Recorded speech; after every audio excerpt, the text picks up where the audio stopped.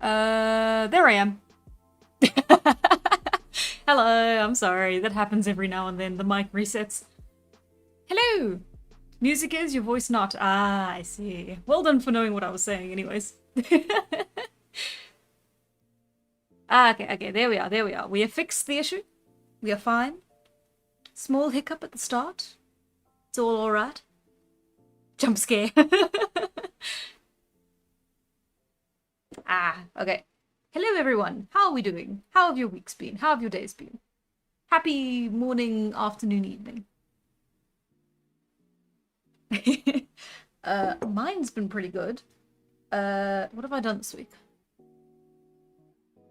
What have I done this week? Hello, Tito. I'm afraid my martial arts journey is going terribly. I didn't do anything all week. I am very ashamed. I'm sorry. But the rest of my week has been also not sure what I did. Worked a little bit on new video script.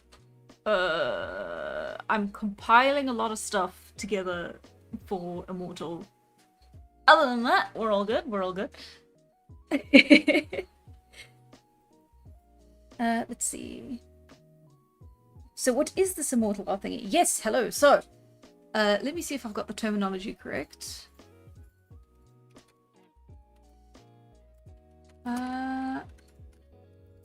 So what happened was I put in the pitch for, on the polls on the Discord. Not the Discord, the Patreon, sorry. Whether or not, people wanted me to do splash art, and that is the one that won. And splash art is very detailed and polished digital illustrations used mostly for video games, like loading screens, promotional art, to, bring immersion and hype. I'm doing something a little bit different because I thought splash art was just very polished art, like in relation to, like something you could use as marketing material. And while I'm not sure about this being marketing material per se, I went on a hike recently and I took a lot of photos. So this is the South African countryside around Champagne Valley, KZN. So it's, as you can see, very mossy. There's a little waterfall. Yeah, so I hiked all the way up here, and then on the way back, I took a bunch of photos of the environment. And now, what I want to do for the splash art is draw a ton of that environment. And it's probably going to be very complicated. I actually don't know if we're going to be done with the rough for it by the end of this stream. I'm hoping we can at least maybe get to the end of the rough so that we know what we're working with properly. And then I will put it back up as next week's as an option for next week's poll, and we can see if, like, okay, do people want me to see? Do you guys want me to see? Want to see me polish it up and finish it, or I can just finish it in my own time, and at least you got to see the start of the process, right? So it sucks doing shorter stream. Like, okay, I wouldn't call 3 hours a short stream, but it's kind of limiting myself one a week, making sure that there's a new one every week, and then getting a poll every week. Like, it's fine. But it is a limitation that we're working around, and I think we're doing that fairly well. VTuber touches grass, insane. I know, right? Can you believe it? So yes, so yeah, so it's splash art technically in most senses of the word, but it is not going to be very action. It's going to be mostly just environments, with a lot of characters in, because I had this idea when I was actually doing the hike and I reached the top and I went, oh, that's such a beautiful scene. What a lovely real life example of the kind of like backgrounds and scenery that I'm going to be doing a lot of. Therefore, why not just draw the real deal? Let's make that a little bit of a bigger pen. That's much better. Okay. So it's going to be a hillside inspired on this one right here. Because it's this very interesting sort of gulf that rises up. It looks like they had a rock slide at some point. And then it ends here. As you can see, there's a little pond. Yeah, and then there's this big waterfall feeding into it. That is called the Crystal Falls. You know, like from Scooby-Doo. Hi, Gully Girl. And Adrian the Immortal. Hey, hello, all of the old hands. Let's see. Oh, this, I love this. This, beautiful. I'm probably actually going to end up basing a lot of Immortal's background art on these environments. Even though it is technically the wrong environment, the native plant life is completely different and everything from where it's supposed to be set, which is in central-ish Europe, by the Carpathian Mountains, which I think I'm saying right. However, I am just one person, and these are much better reference images than what you can ever find online, so I'm probably gonna have to do that just for convenience's sake, for once in my life. Ooh, you want to see other real, true natural beauty? You should go and see Estes Park, Colorado. Ooh. I mean, I've heard a lot about the natural beauty of the United States, all their national parks and forests. I also thought it had something to do with splashes. Oh. No.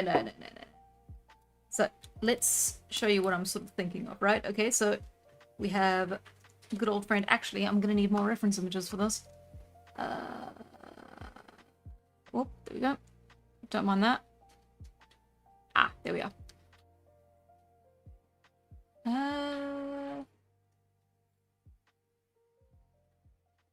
Let's see. We're gonna need background characters. Oh god, please load. I'm saving very consistently for this one because I've got a lot of reference images. So I do need to be saving quite consistently. We can use this one. And why not? We can use this one as well. And rasterize and X and B. And there we go. Let's put them up here.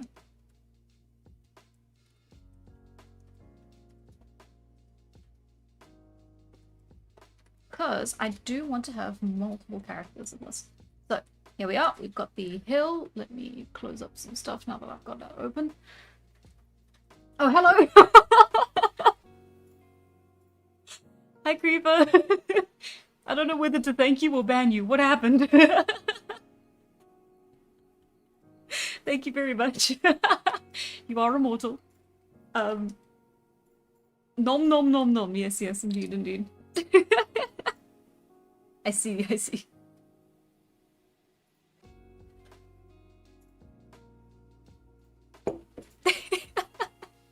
Very cool. Thank you very much. Okay. Looks like Texas got competition. Oh, you know.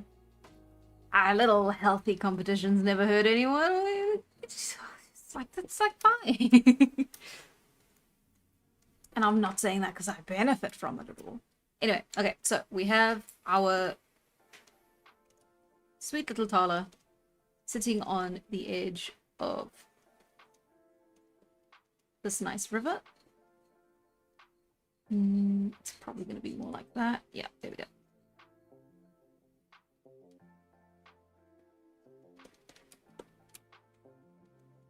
Let's see. And she's dipping her toes in the water.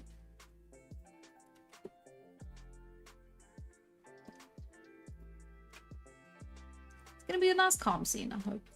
I hope.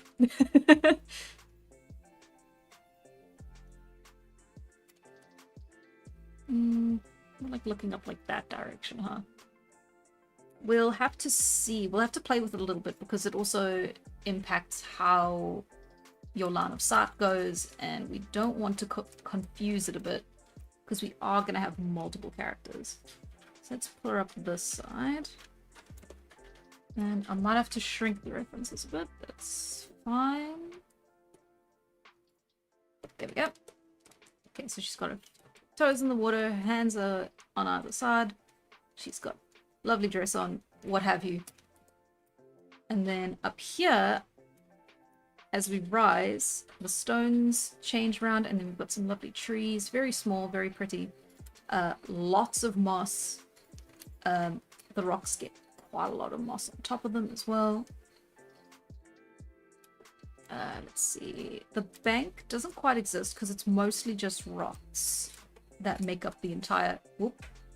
Wrong button. It's mostly just rocks that make up the edge of the river. So it is just going to be rocks like that. Which is interesting. It's very useful to use these sort of like real life references. Even just taking the photos of them, I could kind of tell like, okay, y'all know, I would have done it a lot more simplified. I would have done it like, I probably would have just had your standard like cartoon coast, cartoon river's edge where it's like, you get your stones, you get your grass, and then you just get your like mildly raised riverbank. Let's see.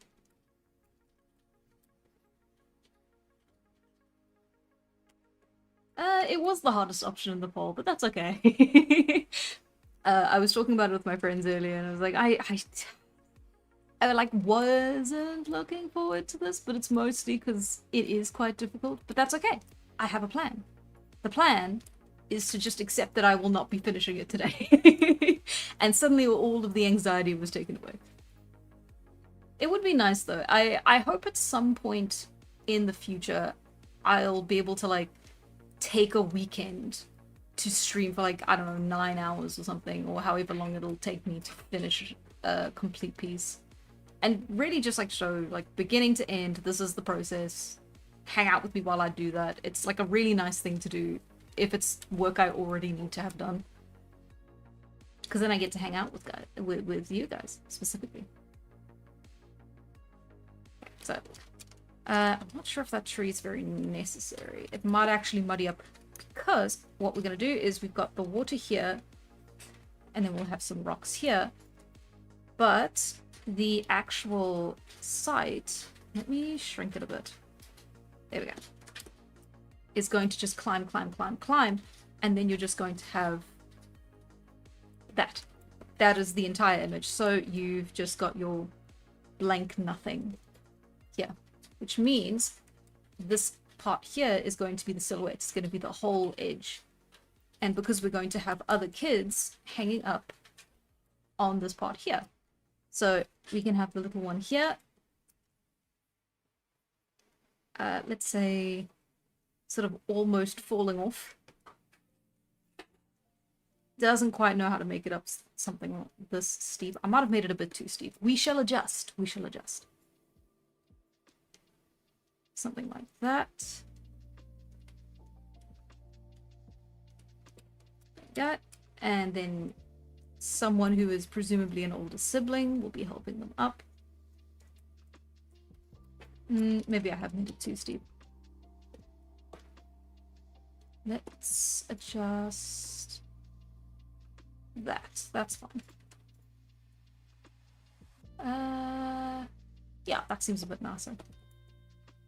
Actually, you know what? We can put the tree up top here. And then we get this nice sort of like curve shape that leads the eye down. With a bit of a cap at the top. That's quite nice. I like that a lot.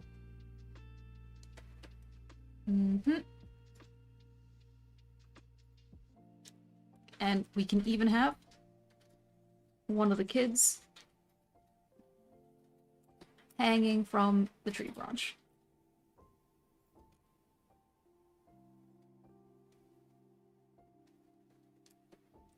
Ooh, have I read Sarum? It's this book that I just started reading. It starts out with ancient hunter-gatherers and is about life around Stonehenge from ancient people in the semi-modern age. No, I haven't. It sounds cool. Let's see.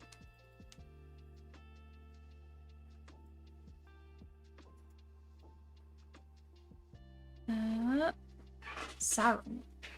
As in Sauron? Sorry, that's me. Oh! Wait, do I know Edward the Rifter?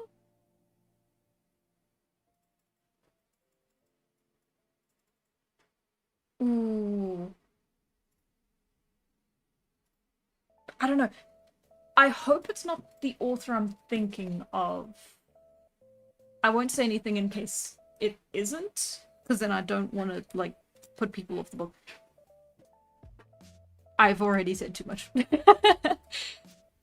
But no, I shall check it out. Looks very cool. It's very difficult to get books down here. I'm still kind of trying to find the Hitchhiker's Guide to the Galaxy. I have 2 of the sequels, and I do not have the first book. One day I'll find it. Let's continue. Maybe the real Stonehenge was the Sauron we made along the way.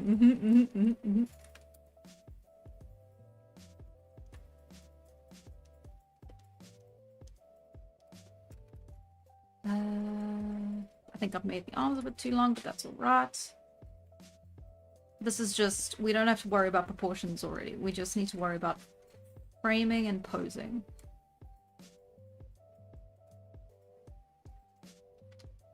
So, okay, he can have both his arms up like that, and then what, there we go, we can have his legs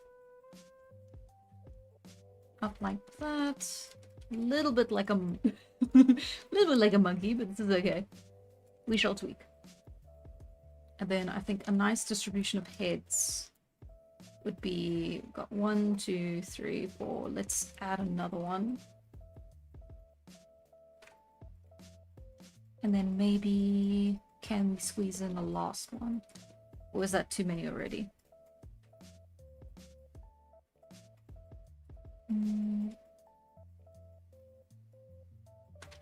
Then that would probably be Tehran looking down.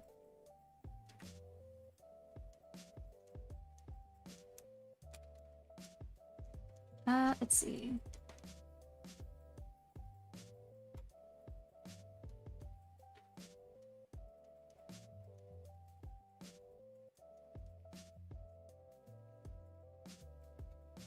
I've definitely made the environment too steep, and I've also made it too short. So we will cut that down here, and then we'll move that up there. Perfect. You see how the image keeps getting bigger? That's my problem.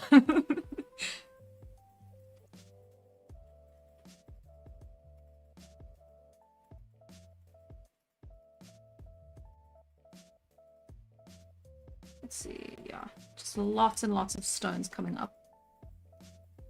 And then we do, yeah, massive stone, massive stone, massive stone. But then you have this sort of line where you can see that part's unsafe. It's too loose.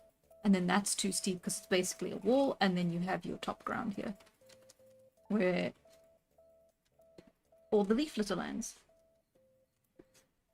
So let's see if we can replicate something like that. That feels about right. And then we've got that slope. It's a very dangerous area the kids are playing in. And then we'll probably have branches and leaves and foliage and stuff sort of capping off the space here. So then that transitions quite nicely into like a fern here, and then we can have... I'm worrying a little bit about the unnecessaries at the moment, but we're building a picture, we're building an idea.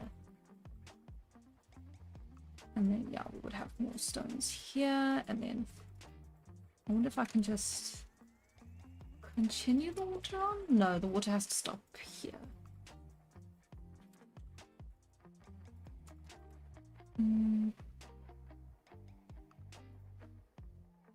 Or No, because now what we have is a shape like that. That then is echoed like that. Which means we can put like graphic art or something. Graphic art. We can put text or something over here. Like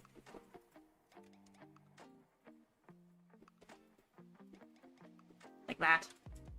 Or probably on the behind of it, actually. If everyone's facing this way, that makes a lot of open space that you want to leave open. Let's see. I expected the stream to be just a very detailed image of Tala and not have that many people. It does make everything a lot harder, but it was what I was thinking of when I put it up as a as an option on the poll. And it's something I really want to do, and I want to put the work into it to make it, because I think it'll look pretty. It's not very often that like I get that kind of vivid of an idea and want to carry it through, but every time I've carried through with it, I've ended up with some of the best art I've ever made. So I'm not saying this is going to be some of the best art I've ever made, but I am going to at least try.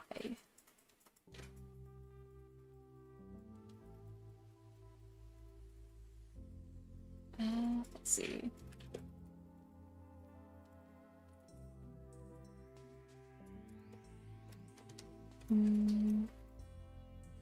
Oh, thanks, Phoenix.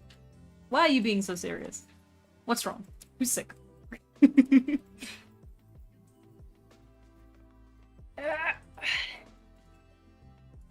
Oh, thanks, guys. Oh, thanks, Jake. That's amazing to hear. I think it looks really cool. I mean, it's attached to a very cool video, so I'm sure that's most of it. Ah, that's so cool. Ah, okay. I'm very happy with that. I'm very happy to hear that. I'm glad people like it. Okay. Shh, you guys are distracting me.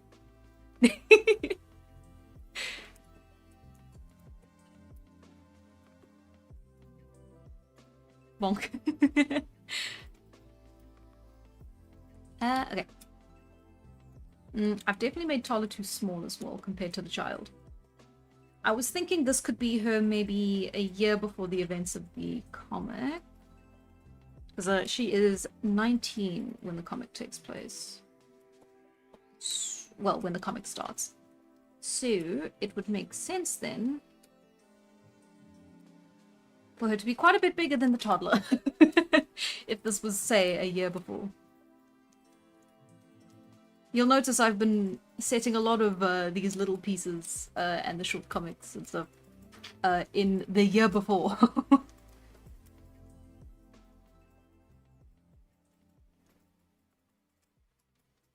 Okay, let's switch up the colors so I can differentiate a little bit. It's a nice dark blue. There we go. And let's fade that a little bit so I can see clearer. Okay. So that's gonna be... Should I do it like that? Yeah, that's gonna be... Tehran. As you can see, he's much bigger than Tala like this, so let's shrink him down to be of the same size, thereabouts. Then let's say he's leaning all his weight here, and then his other leg can be... There we go. So he's holding himself up quite nicely, and then his arm's kind of down here. His attention is all turned towards the water and Tala, depending on your perspective. Putteron, I really have written him as a bit of a... What would you say? Orbiting character. It's not his fault.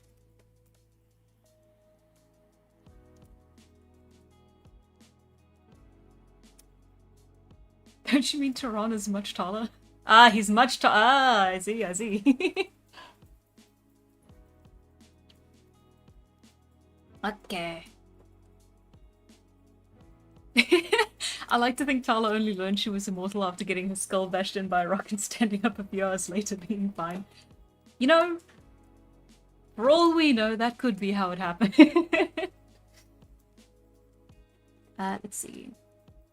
Yeah, I'm not quite sure what to do with his other arm. I feel like hanging it in front or behind is a little bit lame. He could just have his hand here to make sure the kid doesn't fall. Or he has his hand down here for another kid to hold. The little one whose head's right here. And then that one could be looking out here. And then they're sort of resting in the nook here.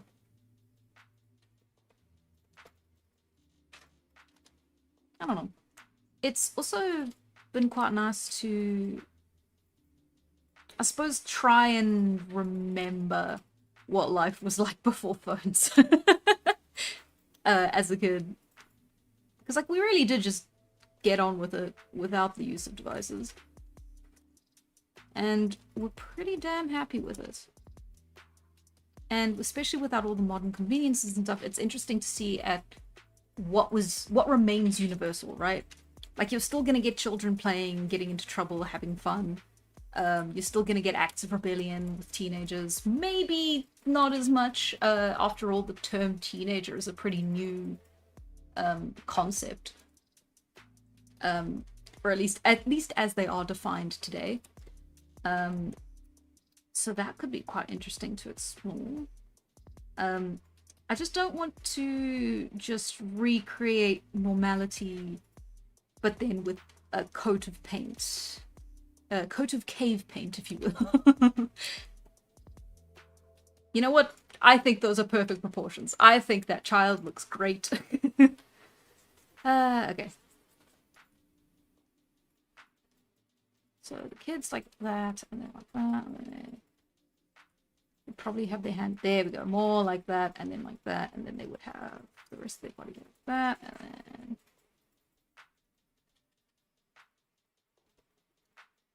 then...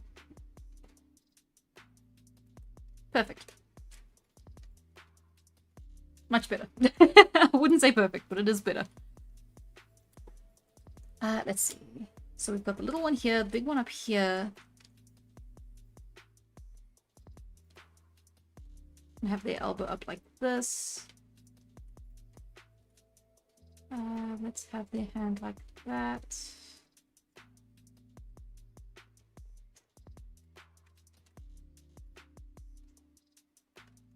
Or should it be more like that, do you think?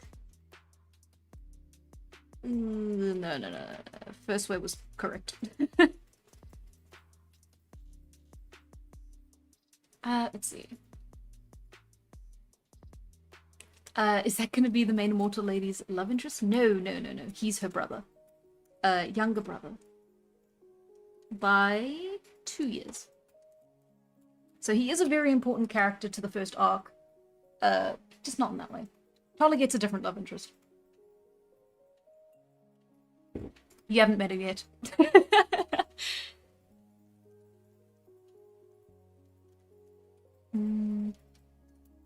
Let's see.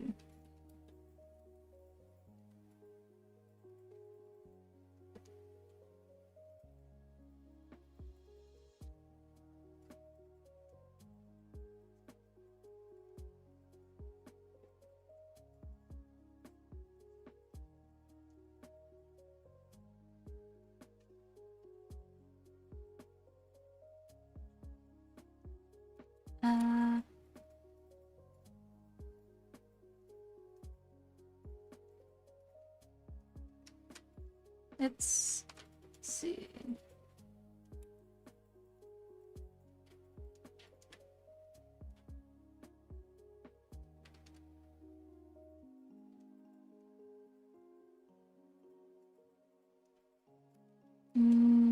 It's fine. These are just the bases. They do not have to be perfect. I just need to keep reminding myself of that.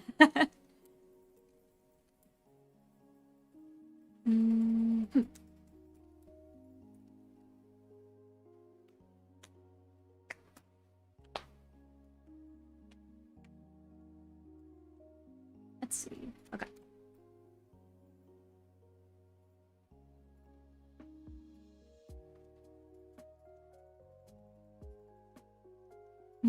Her posing can be a bit better, but again, We're gonna be fixing this in post.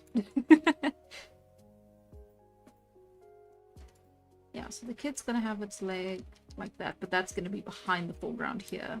So that's fine. I just need to make sure that it continues to make sense even when I can't. Or would it make more sense for the leg to be down here? And then, that does actually look a bit better. Yeah, there we go. Because then it's all, the body is leading this way, the head is looking back that way. That's nice. We've got a nice little S curve.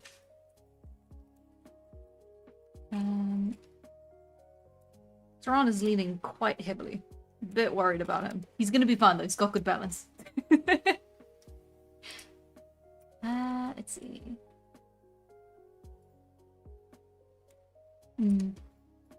I do really like these rocks.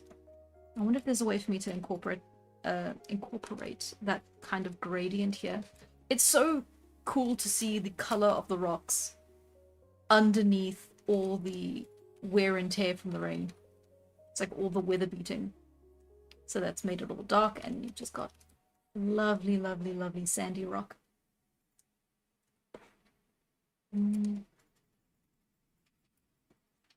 Yeah. See, I took like 500 reference photos on the way down.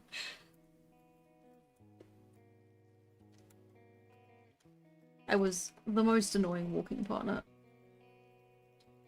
It says alright though. I got the images. Okay, so that's 1, 2, 3, 4, 5. Is that enough? I feel like I should have one more. 6 is a nice one to make it seem like a large group without having it be a crowd. At least in my mind. So I could have one with a head down here.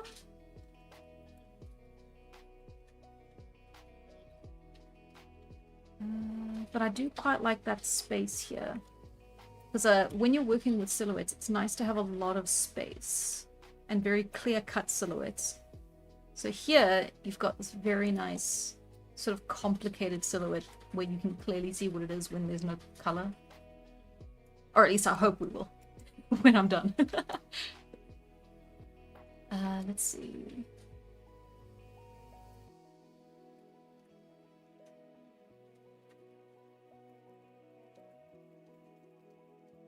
Yeah, that's fine.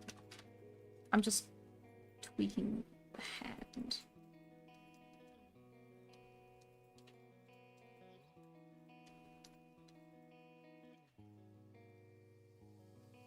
Let's see. Okay, so that's the toddler there, and then we... I haven't included him yet.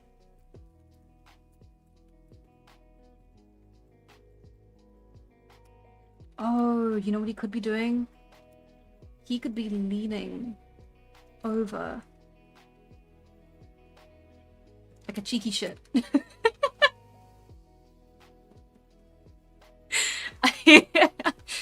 Bit of a strange expression, but it's fine. Surely you guys know that expression. Surely. I've seen it in places. Every now and then I say something and I go, oh god, what if that's just something from here? And then we'll have the branches leaning over more and it looks more realistic. There we go, and you can see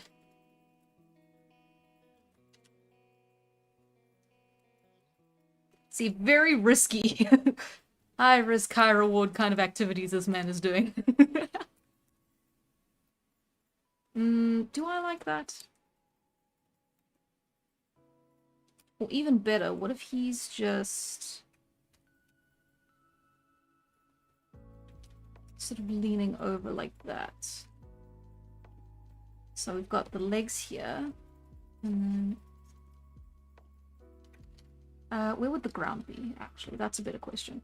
Like if it was him here, leaning over, head there, how big would that make him? And then he's got his arms folded and he's sort of just looking out like that. Yeah, yeah, yeah. And then, yeah, he's got them up like that, and then that's his whole body, and then he's just disappearing into the leaves. I think I can make that work. And then maybe he's got Yeah, he can have a stick kind of wrapped into his belt. And then that also helps break it up a little bit. Does it? Yeah, because then we've got this line here and this line here. Yeah, that's quite nice. Maybe not. I might get rid of the stick. But maybe I'll keep it. I'll have to mess around with it a little bit. Okay, so we've got monkey 1, monkey 2, monkey 3, monkey 4, Tala 5, and Tron 6. That is 7. 7 people is like nothing if you really think about it. What kind of immortal is Tala anyway? That is a surprise. It sucks because I'm being very cryptic about the I am aware that I am being very cryptic. I'm doing it very much on purpose. About the plot of Immortal, which is a little bit of a double-edged sword, because on the one hand I get to keep the mystique of it, and I get to keep the enjoyment of having that mystique, and then hopefully when it does come out, people are wowed by it and surprised by it and they think it's great. On the downside, it means I can't really talk about it for like promotional purposes, and I also can't talk about like, well, there's also the chance that it does come out and people are like, oh, you left us hanging for that, ooh, and then it just it kind of flops a little bit. I am taking a risk, and I have accepted that risk because it's fun. But we shall simply see. We cannot know the outcome until the outcome comes. Okay. I think we've done a really good job of setting up the roughest base. Now, let's pick another color. And... no. Okay. Yeah, and then we'll go over it, get our proportions right, start doing some fun things with the scenery and the environments. And the clothing, of course, is going to be probably the next one that we focus on. Let's focus on getting the proportions right this time. That's fine. Purple's fine. Who likes purple?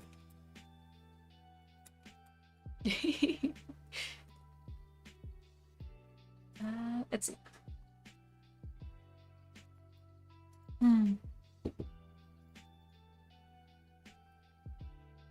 Oh,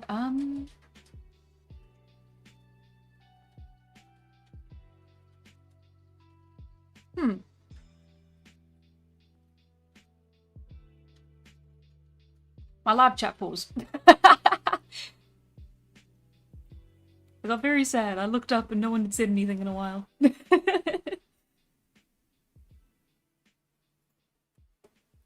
Let's see.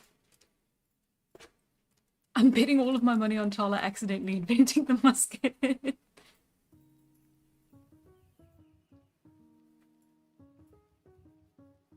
Okay.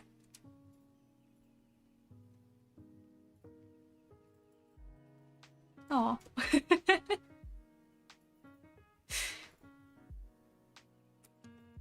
Let's see. Okay. Okay. Let me stop distracting myself.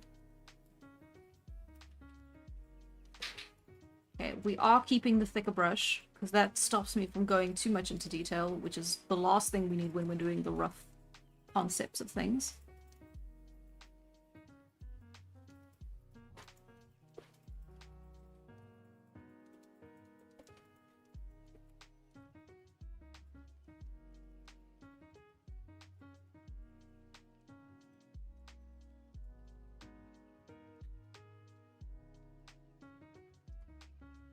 Let's keep the eyes blank for now.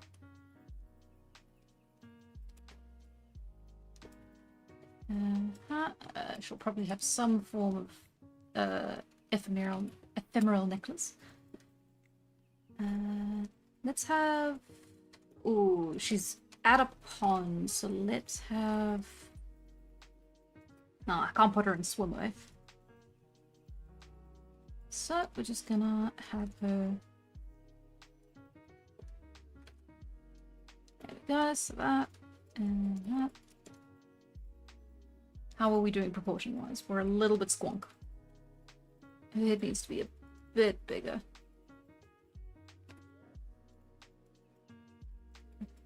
Not in real life. In real life, those were good proportions. But we're not doing good proportions. We're doing cartoon proportions. Okay, so she's got that. And then her leg. Okay, she won't be wearing her leg coverings, but I think... should Taran be? No, let's not have them. They're all dunking their feet in the pond. It makes no sense if they're doing that.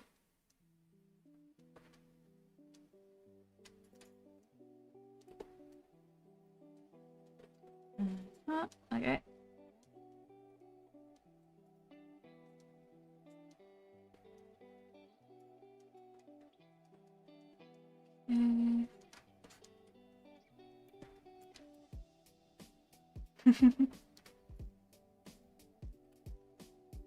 I saw those. Sorry, Phoenix. I saw the Valentine's Day cards. They're really cool. Thank you for making them. They're amazing. I should save them some.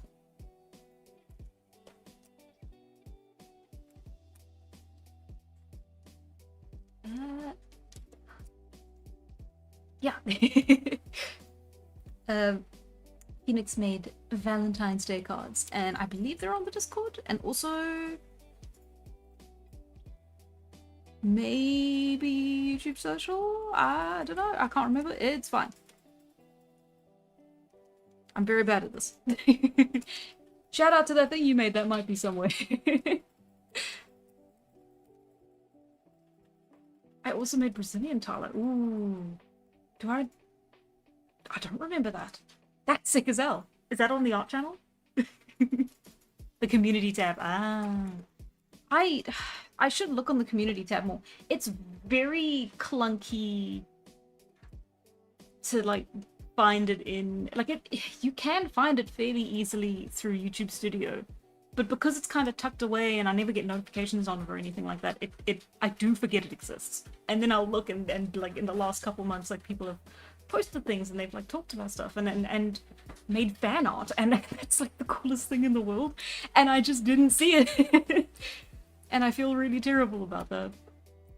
Yeah, and on the Discord, yeah. Yeah. So if you guys want to see fan art, it's on the Discord. And also the community tab. Good luck finding it. I think it's only available on mobile. It's very strangely done. I don't think... It's a little bit of a vestigial sort of add-on, I think, that YouTube was maybe working on, and then they have it, but then it's like not much is being done with it, so like maybe they're not going to keep having it. It's very weird. Have I made her head too big now? No, it's the right size. I just need to make her neck shorter.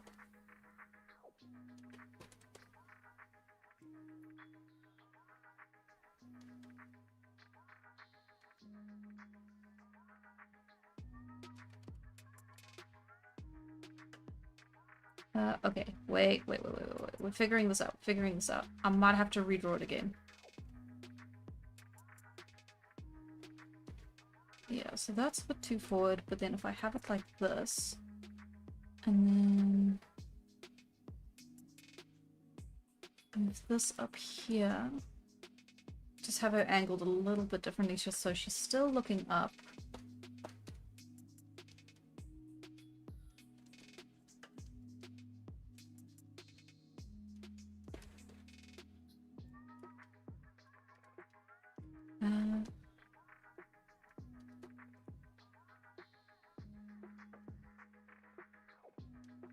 Is that right? No. Yes. No? Yes. No, it doesn't look comfy.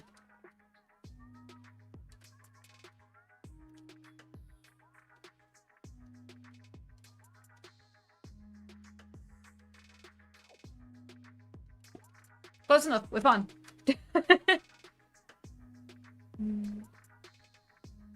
Oh, I am gonna have to redo it. It just doesn't look very good.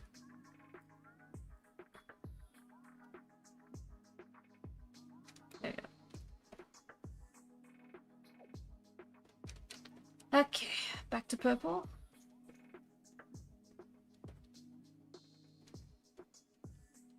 so got the forehead, got the ears, got the jaw.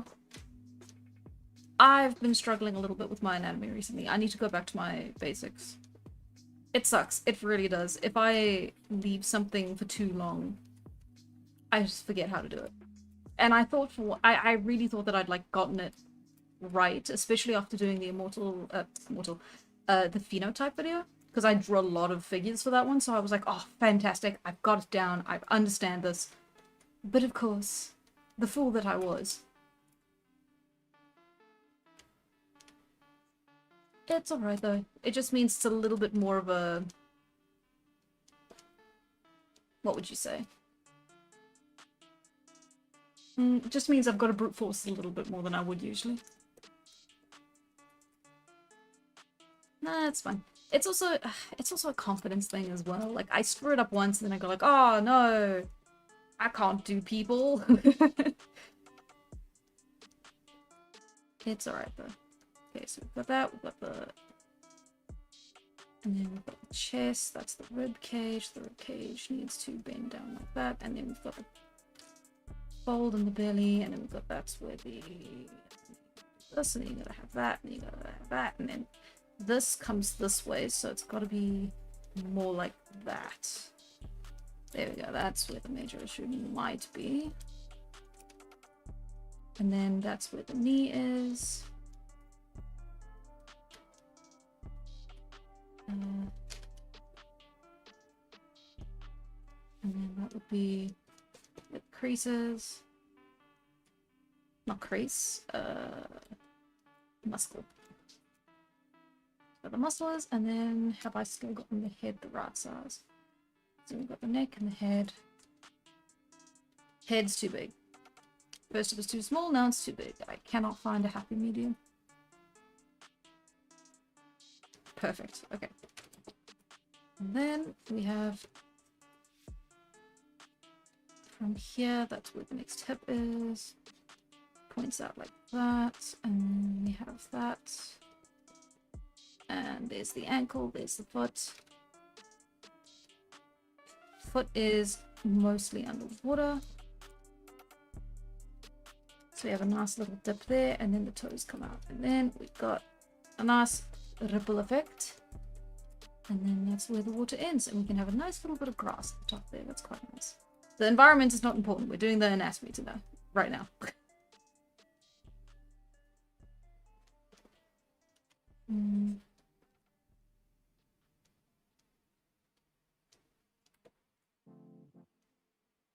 And then that's where her elbow would be, and we've got... Her hand would be doing something like that down here, but that's not going to be visible, so we don't have to really worry about that.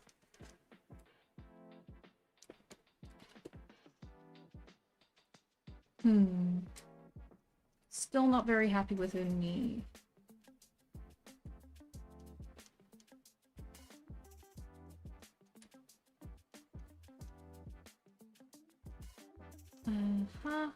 Like that. And then ankle, foot. There we go. And we brute forced it.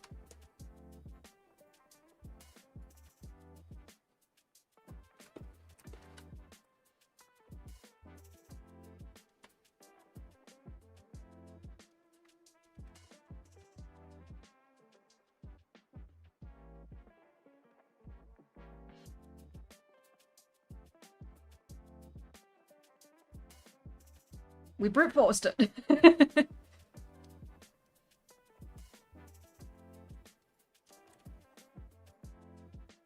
Is that too long? No. It's the drawing that's wrong. I think that's fine.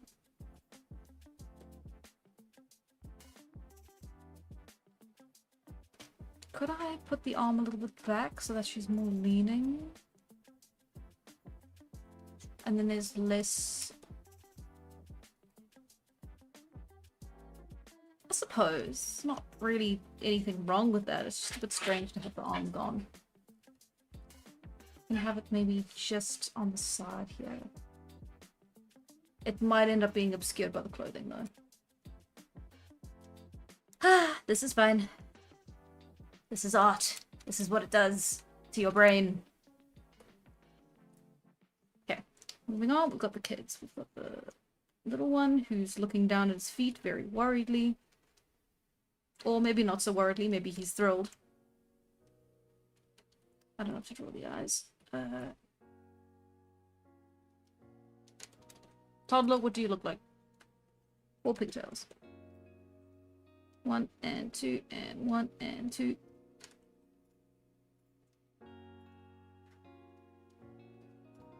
I know they're a little bit exaggerated compared to the example image.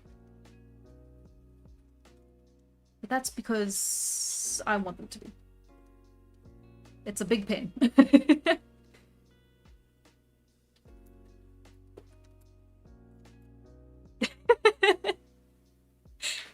Stream is inspiring. Maybe I'll draw my own characters again after 6 months. Nah, actually, I'll just play DS1 again. I don't blame you. Instead of doing work in the late afternoons, I've just been playing Avatar Frontiers. It's a problem. I keep finding new and innovative ways to not do the main story. But in my defense, well, I would call it fun. It's a very addicting game. I quite like the way that they, that you fly the Ikran. And, the way that, every quest is, like, 4 fetch quests in a jacket. A big trench coat. Shoot. And, I like how...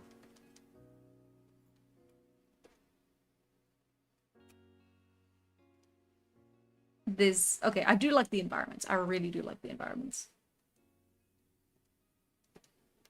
It does help flesh out the universe of Avatar quite nicely.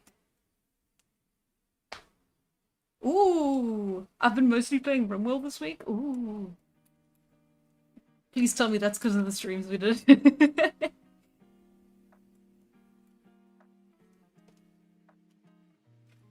Let's have your arm lean a bit forward instead, and then we'll have...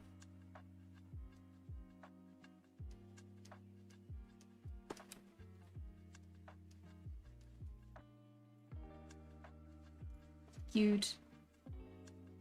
I like drawing, like, small humans, younger infants, because they really are just sacks of flour. Like, people make the mistake sometimes of trying to draw them with human anatomy. No. You draw them like they are bags of flour, because that is exactly what they are.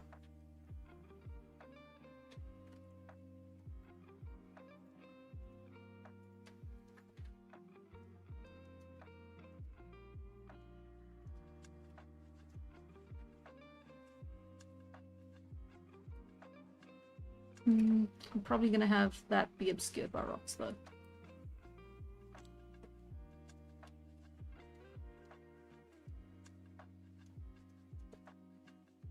Cute. Okay.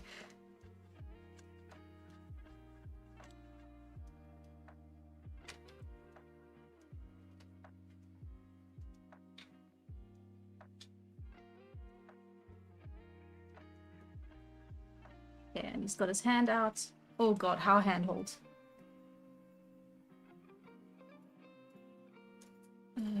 Thumb out like this.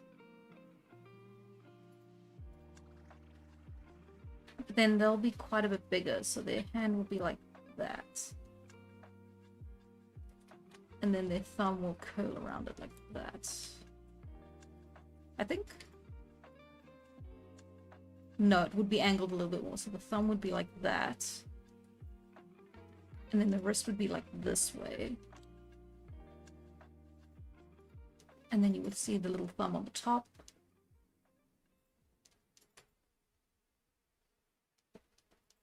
There we go. And then the fingers would curl around like that.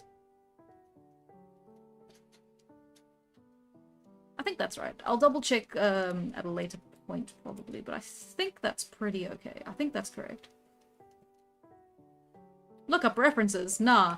I have all the references I need in the background. I'm just gonna wing everything else. Ooh, this is gonna be a new character as well. I get to design her on the fly.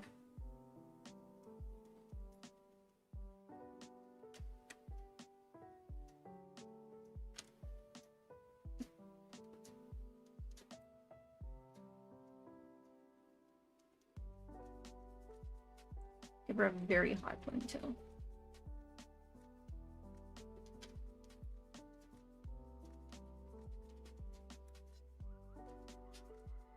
Oh, hey! Hello, Georgia. Oh, yeah, Georgia has...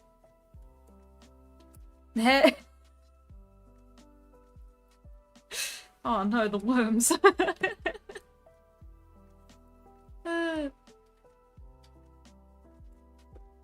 Hello, Jojo. Jojo has indoctrinated me into Overwatch. I regret to say that I've been having fun.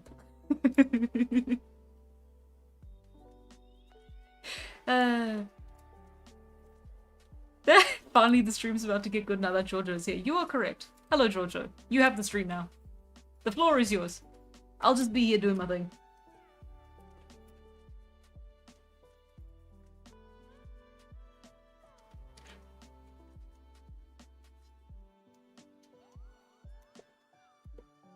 I wonder if that's a legitimate parenting technique. Is we don't want the kids to get lost in the woods. We're gonna put up like a really big feather in their hair. Or like a stick that's been painted or something like that. Just like something real high up so that we can find them if we lose them. Ah, the worms are from Plague Inc. Something tells me they're coordinating.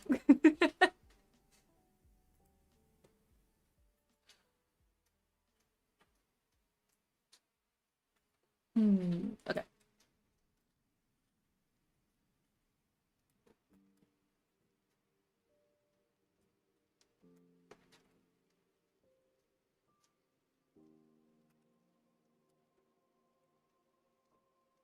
I have given them faces despite myself.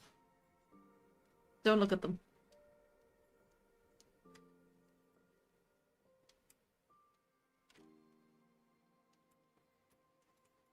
I don't want worms. I think they're the same person. No, no. I like these worms. Georgia, do we know these worms in real life?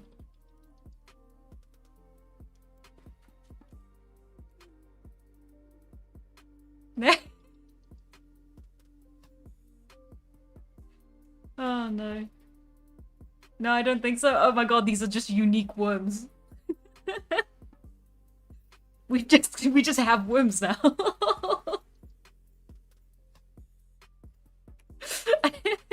Hello, strange worms who have entered the chat.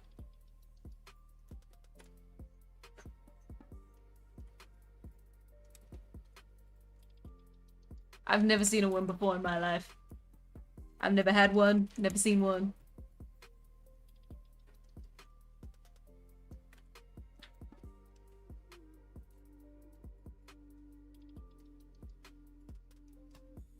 Nah.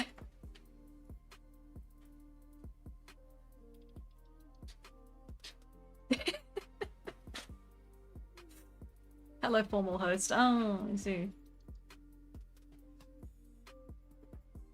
You've never seen a worm before? No. I literally just read that comment. I'm replying to it again. The worms got to the brains. I'm sorry. Oh yeah, do you guys know... do you guys know JFK? Oh, it's such a bad joke. Oh, I actually regret saying it.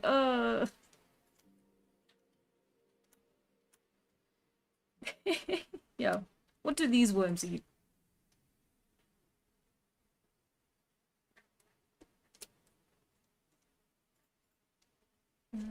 Oh, there we go.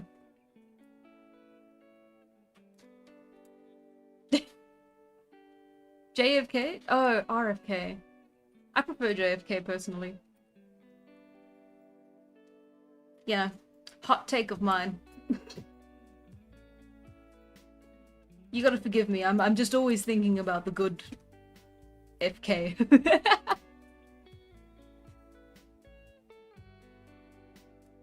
No, I can't bury themselves in humans' brains. No, you see, worm number 2 is in my brain now. That's why they're not responding. No!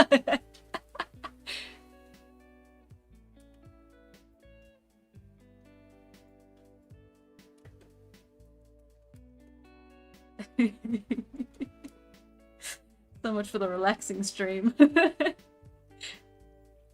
Damn worm politics. Okay, I've got...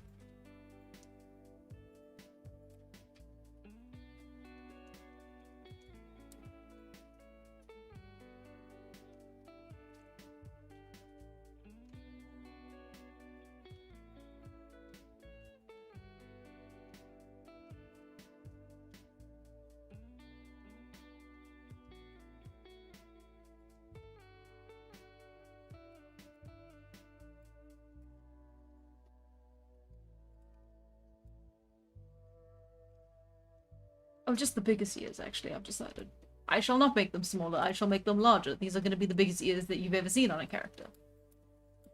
Size-wise, head's a bit too big. Arms a bit too short there as well, which is actually great, because now we can kill 2 birds with 1 stone, make the arm the right size, and there we go.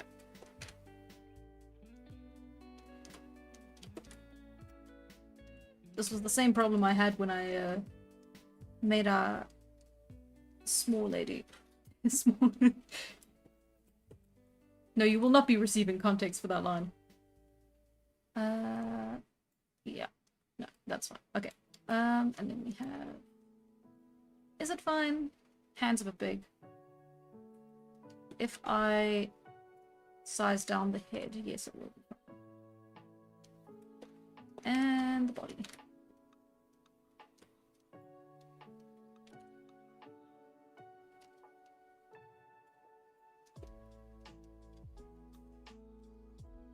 Let's turn the knee this way instead.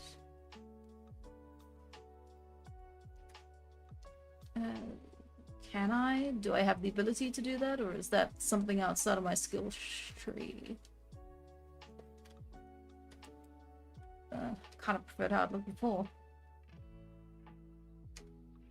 Yeah, because then it's pointed that way. That's a bit nicer, yeah. Then again, we're getting that. Yeah. Okay.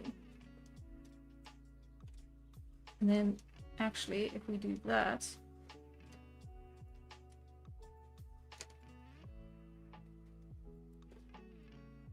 extend the leg out a little bit. And we're good. They were fun. Size-wise? Proportions? I think the toddler's fine. Sister might still be a bit too big. That's fine. We shall simply chop her down to size.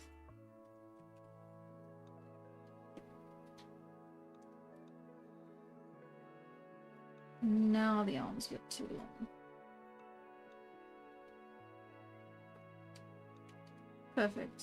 Not really. I only sized her down a little bit. Maybe that means Tala has to come up and... And then that means we shift them a little bit up. That should be fine. And then Tala becomes a little bit bigger to fill out the space a bit better. Perfect. But that means I need to remember to do it with Tehran as well.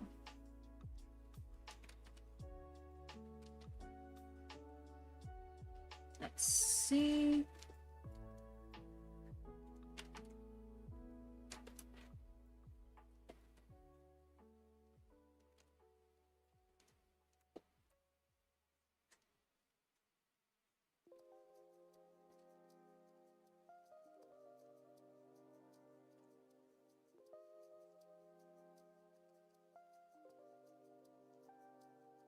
Oh, side profiles, my beloved.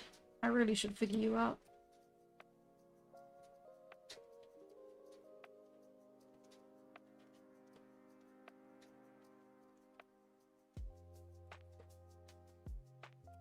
Mm.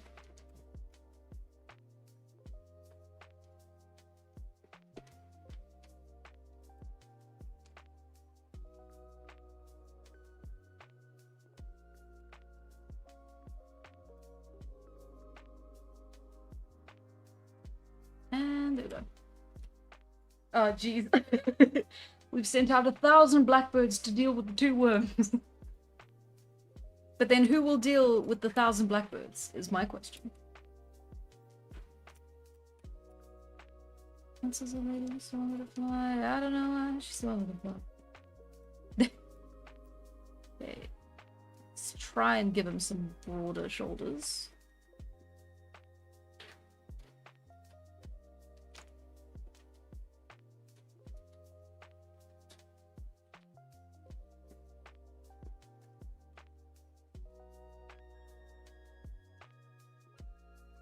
Oh, yeah, okay.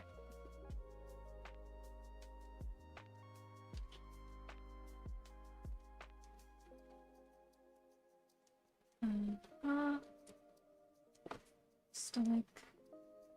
It's easy with him because he's just standing normally. Directly facing forward. Let's see, legs, he should be about there.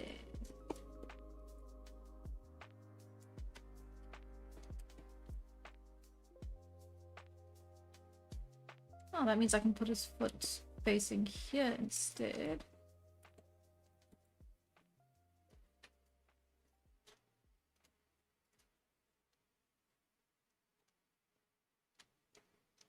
I got distracted. I got distracted. I'm sorry, I got distracted.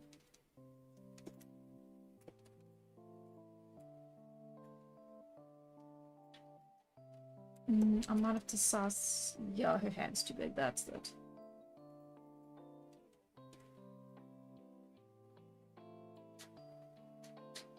And then we keep it quite centered. So then we can at least not make it so that the little brother's hand is completely stretched out far too far. There you go. Cute. Okay. We got 2 in 1.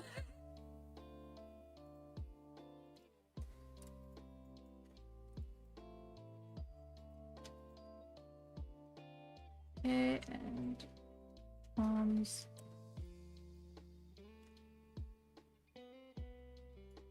And arms.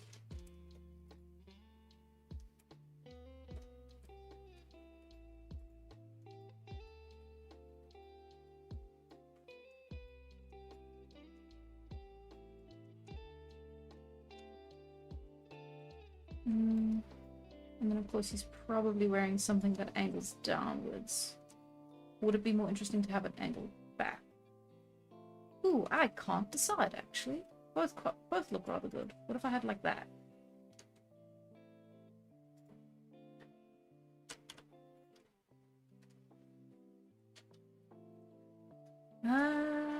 Maybe. And then it would probably reach up to here.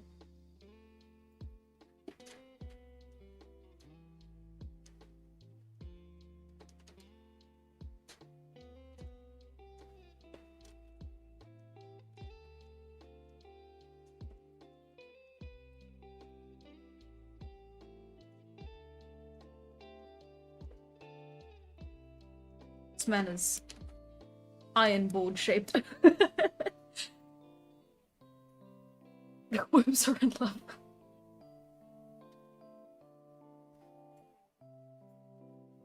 Nah.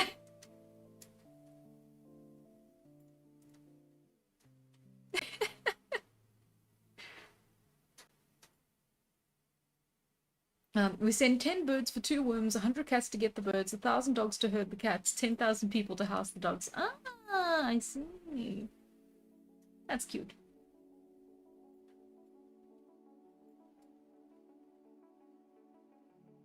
They're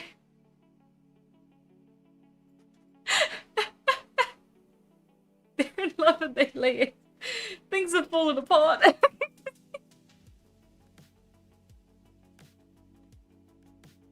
I don't know.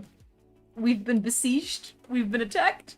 We've been The worms. The worms. You don't understand.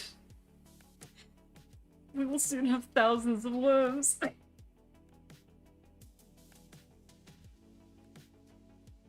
Shit, there goes your brain, Hannah. Oh, it's all over for me, gang. I'm gonna be Secretary of Health next year.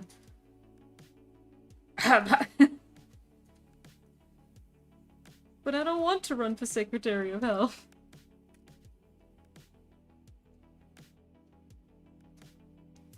Ah, shit. I could do it too. I am a citizen. Could you imagine me in American politics? I used to think about that as a kid. Not seriously in any capacity whatsoever, but every now and then I'd remember and I'm like, oh right, I could, if I ever so wanted to, become a president of the United States. Forget the fact that I am in my 20s and also a woman. Surely it's possible. The worms need unpasteurized milk. You're not bad enough. You're too good for politics. Oh, thank you. You don't know how bad I can get. I can be evil. I'll increase the people's taxes, and then I'll improve all the libraries. Now, how will the authors make any money? I so desperately want to be the kind of villain that, like, accidentally fixes everything they try to break. Okay, oh god, same hand issue. It's fine. Doing the exact same hand poses before. Or should I have it like that? Where it's turned around, and then...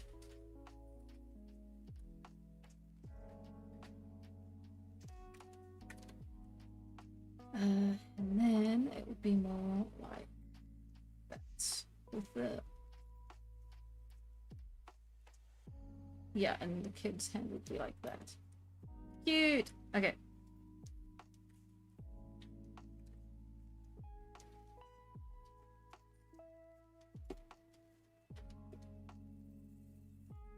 Proportions? Question?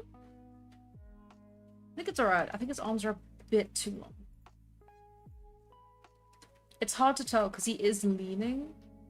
But they shouldn't be, they should be the same length at the very least. Yes, they are a little bit too long. What would you, yeah, that's right. Then you have,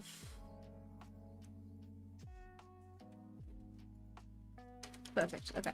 And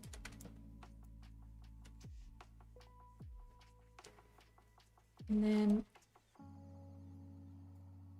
let's have a little child.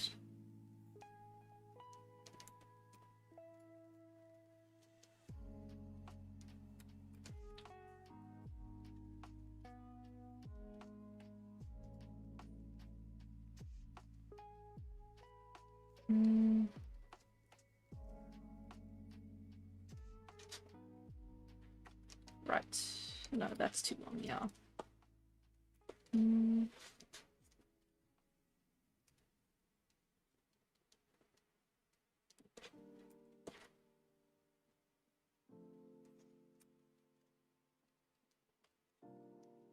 Just the worst mohawk you've ever seen in your life.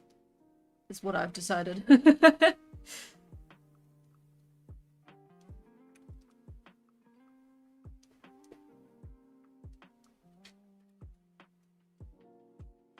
His parents got style, but it's the wrong kind.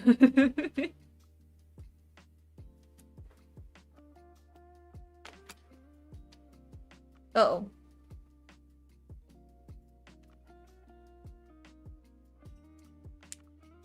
Oh no, we're still figuring it out. Can't worm your way out of this one. Oh, also you need to live in the US for 14 years. Boo! That's discrimination. You know, I think that that's really rude. And if you vote for me, I will change that law. So that that's not a thing anymore. I don't really want to go to the US, actually. Could you imagine? The cost of living would kill me. Let's see. Okay.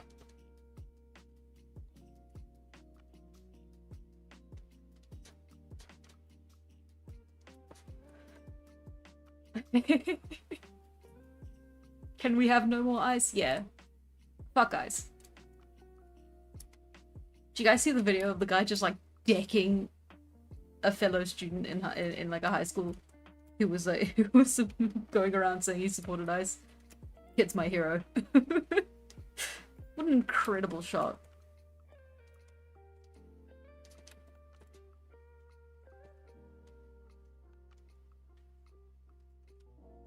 Based worms. Yo!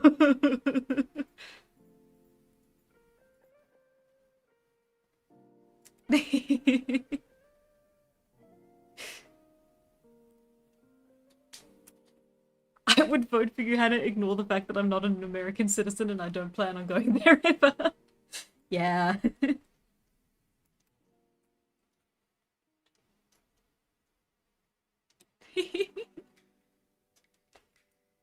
Viva la France!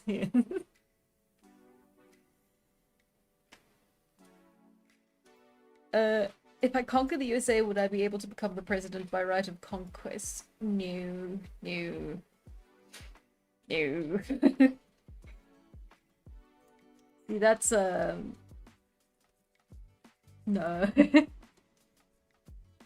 Oh, have I made his arm too long? It's entirely possible. Assuming his shoulder's up here, I can maybe salvage it. Yeah, because he's a bit older than the toddler. He doesn't have to be like a little kid. He is holding a bigger kid's hand. But you gotta understand, he's very nervous about it. He's scared he'll slip off this very steep hill and into the water, which is a very valid concern.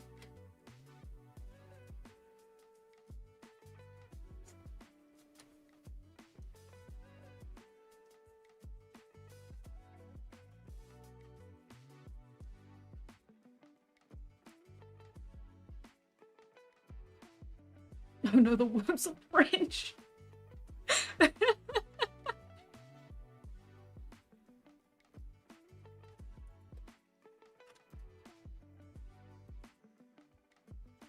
You're just saying that because you were jealous I would be a better US president than you. Yeah, probably.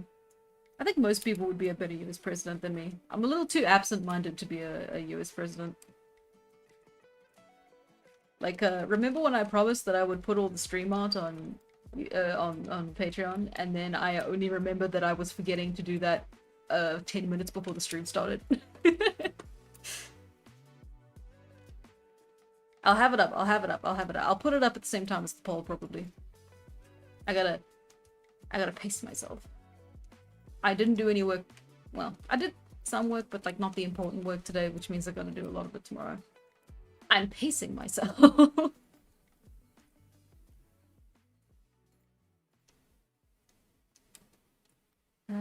Okay, so kiddo.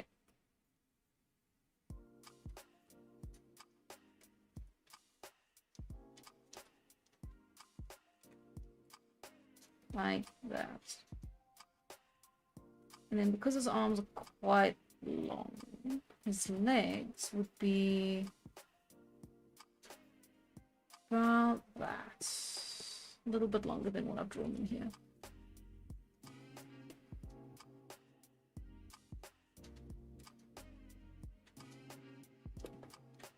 Head proportions are strange. They do look a lot better when you draw them like they're sacks of flour. But that's just my opinion.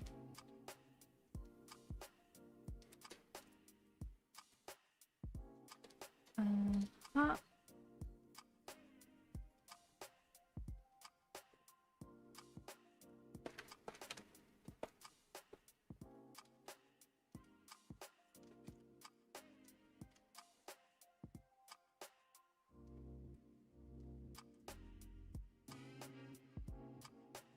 Oh.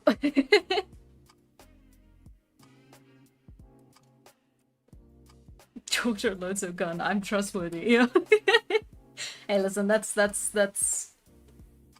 guys, I have no horse in this race. But I am saying, if Deltarune doesn't win at some point, hands will be thrown. I am kidding, but clearly we know which one Georgia's invested in. I have no say in this, I have no say in this. I'm an unbiased party.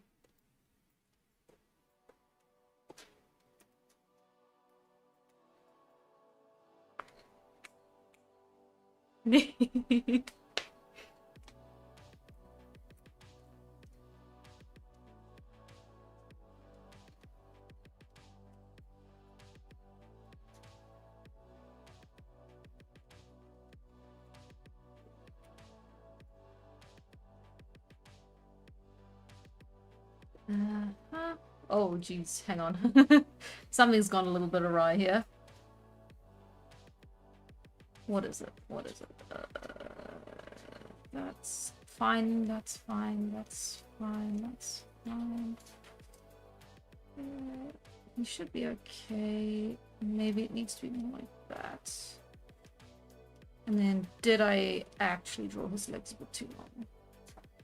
Because that does sound like me. That's not something I can fix with the warp tool. I just need to redraw them. Okay, fine. Okay.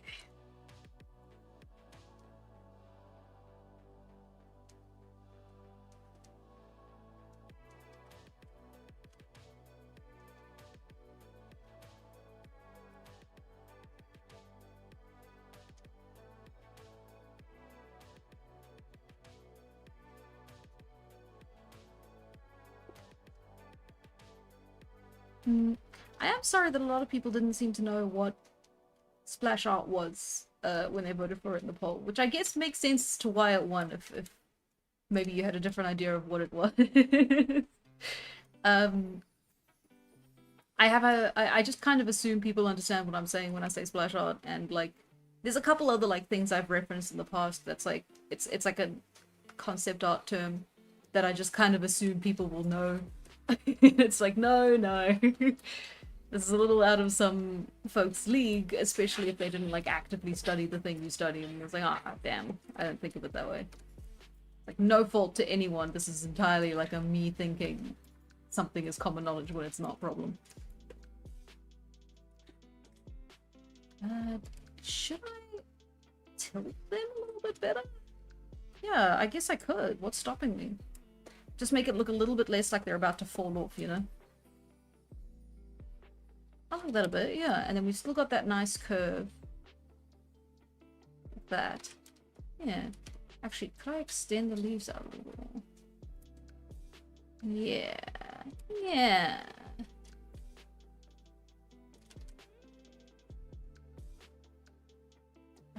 Aha. Aha. I'll figure that out later. Yeah, maybe I just need to make it stockier, thicker, so that it doesn't look like it's going to collapse. Yeah, hang on, let me move it a little bit to the middle as well now. We don't have to like pretend we've got no space for it. Okay. Little monkey kid can hang like this.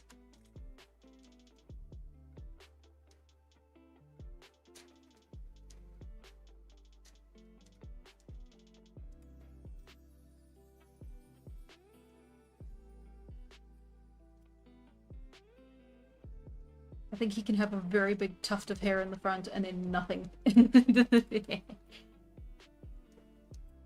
Nothing in the back. He's a real Tintin looking guy. Let's see. Great.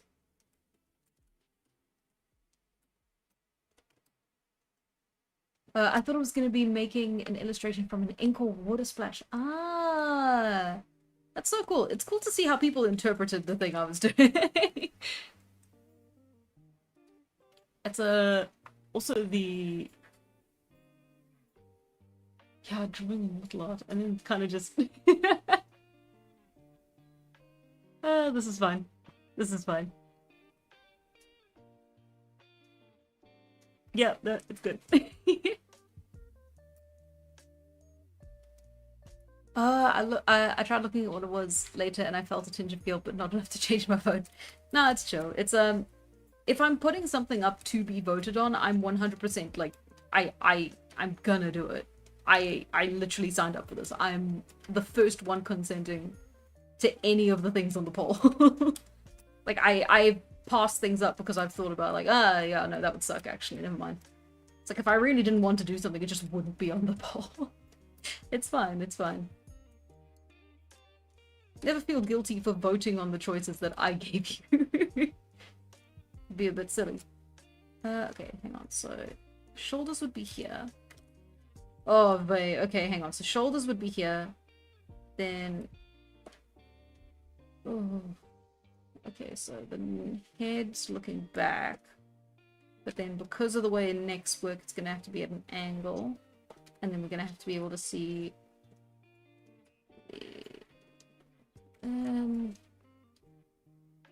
Oh, this is a hard one. Okay, why did I do this? Okay.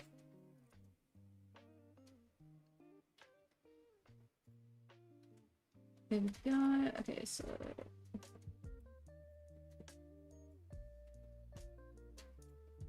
Okay, so there's the rib cage.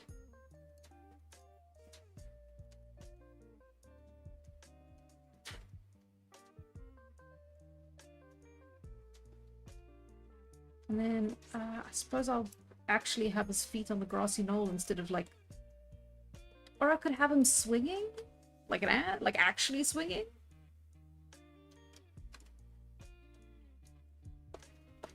And then he would have to have a bit more of a turn to the spine. So it'd have to be a bit more of a harsher turn. And then his hands would of course be gripping at the top here. There you go, that's a bit nicer to look like he's swinging, and then we can have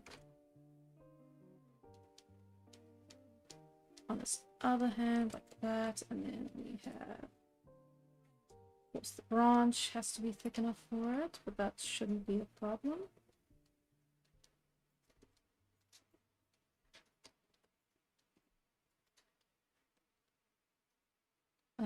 This poor tree only has one real proper branch and he's swinging on it. And then, yeah, that's nice. And then that's gonna get completely obscured by foliage, so we can at least see that he's hanging on like one of the main load-bearing branches, so it's not gonna snap.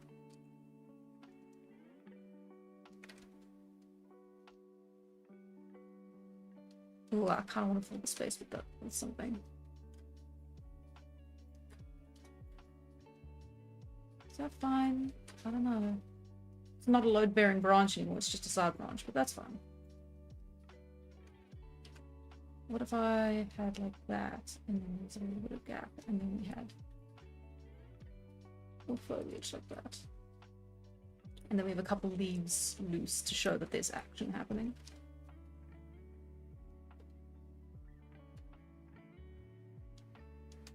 Yeah. Yeah. Okay. Oh yeah, happy Lunar New Year. It is the year of the horse.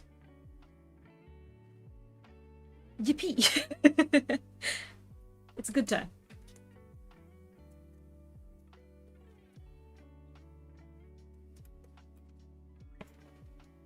Okay, yeah, so rib cage, stomach closes in like that.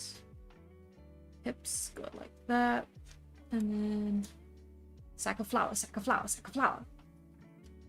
Yeah, so that and then that. So we've got all the folds in the stomach.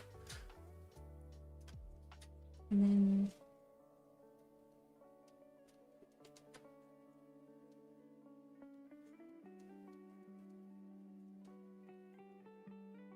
feel like that's fairly okay. Are the arms too long now? What if I shorten just a tad, and then I can angle him down a little bit so his feet aren't quite kicking the tree.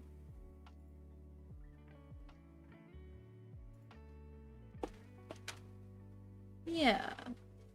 Yeah.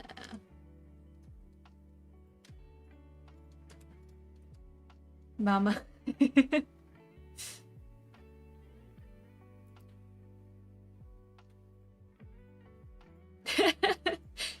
Tala at a very Chinese time in your life.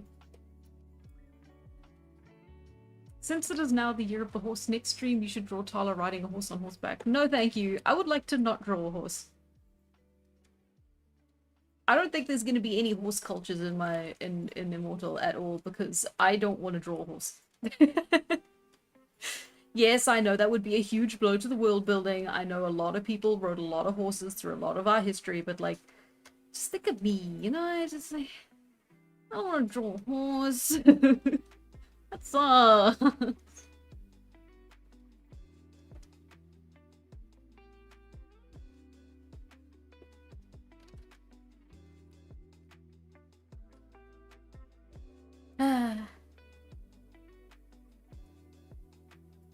James Baxter rolling in his grave. He's alive. Draw Umamusume instead and my life is yours. I feel like if I put that on the poll, it'll just instantly win. I'll put it on after furries, maybe. I don't know. If I remember. I hope I remember.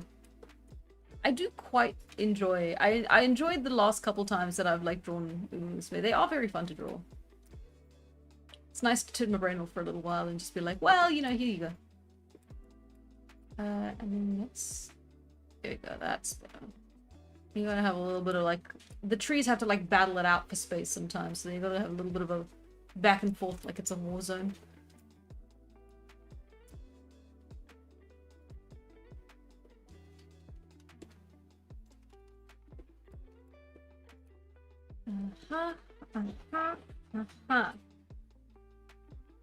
Please add chocobos. Probably not. I can't. I've talked about this before, but I'm still kind of debating on whether I even want to start throwing fantasy animals into the world, because then I need to do like the evolutionary trees. Well, I don't have to, but like I'll feel obligated to. Or you know, like see where they fit in their ecological niche. I'll have to do more spec evo, and I'm scared.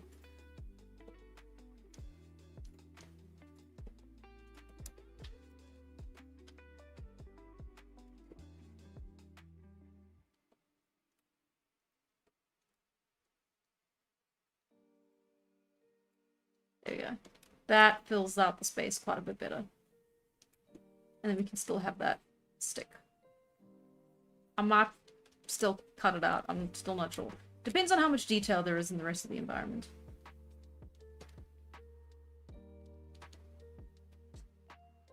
Yeah, I am a sucker for detailed environments, but it is going to be something I'm going to have to at least be very economical on the comic. I just won't be able to do like these insanely, like these kinds of backgrounds and details for a lot of the space. Well, for a lot of the comic. I think I'll have to pick like my vistas and show them off.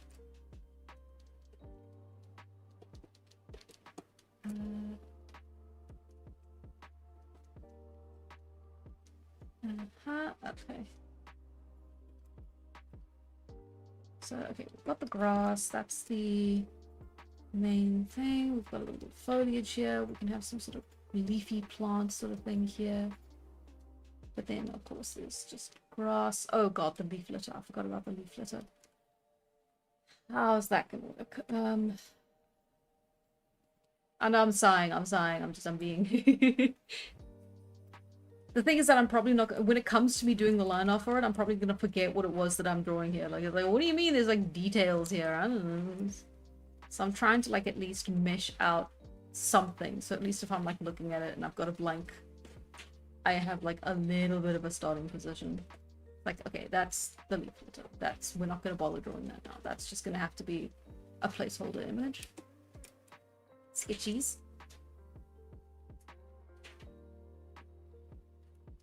Ooh, what about fantasy crops? Same problem. It would be fun. It would be nice to see if there was maybe like a a way to see if there's like, okay, well, maybe humans, if they'd done this like 10,000 years ago, they could have, you know, domesticated the, I don't know, cattail or something, right? Like it could have been, it would be very interesting to see that sort of thing and then to be able to include that into the story. I don't know. It would be cool.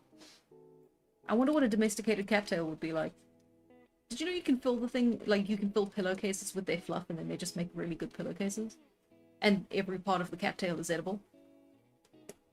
Don't go eat a cattail because I said that. I did the research many moons ago. I did a lot of research on very specifically Northern European environments and like huntable animals. Like, I know what the growing season is for bilberries. Because I drew a chart. So I'm almost definitely going to set some of the story there. Just so that I didn't waste all that research. It was for a project I was working on like years and years and years ago.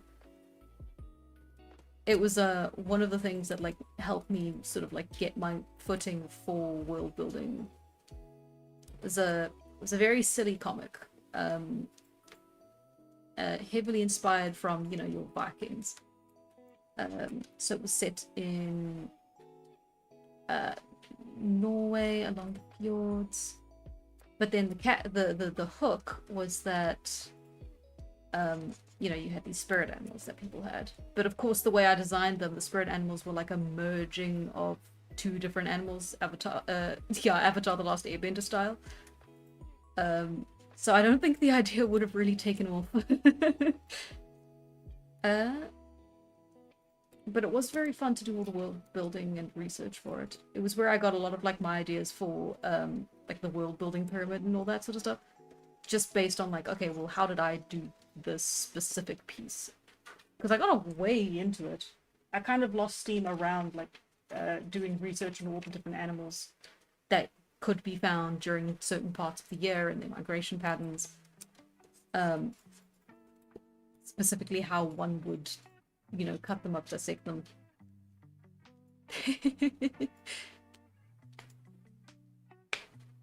When do you get gooseberries then? Oh god, I don't know. Lingonberries, raspberries, strawberries, rowan, blackberries, cloudberries, rosehips, plums. I don't have gooseberries here. Are you sure they grew?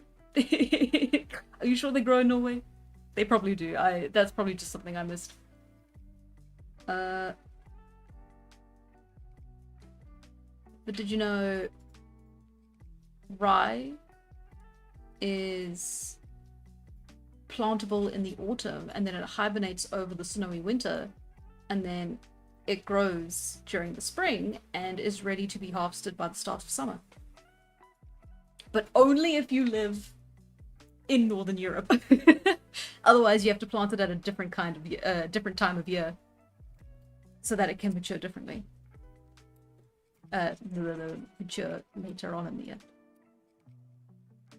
It is really cool, isn't it? I think I signed up to a gardening website for some of this. It was very fun. That was like one of the cooler things I found.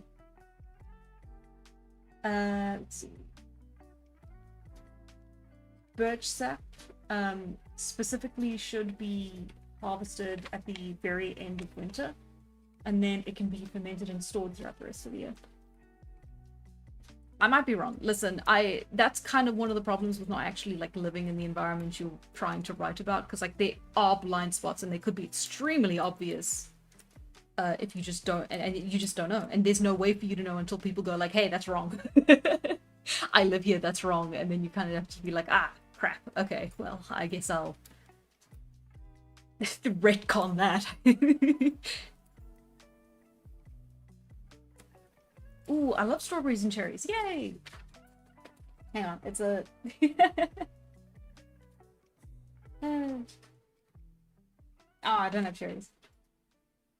I was also very skint on the mushroom section. I just went, you know what, there's so many goddamn mushrooms, I'm gonna pick like 3 and then that's gonna be it.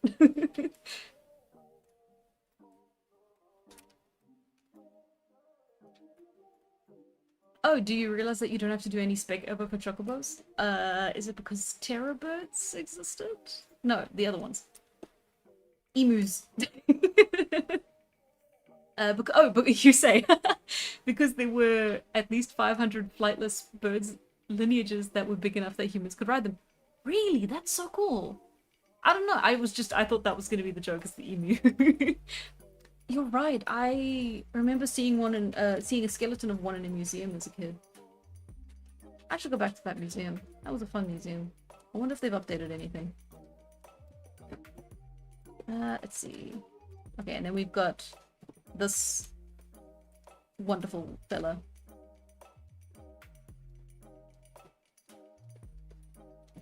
I hate assuming based on looks, but the pigtails do make him look a little bit like a troublemaker, right?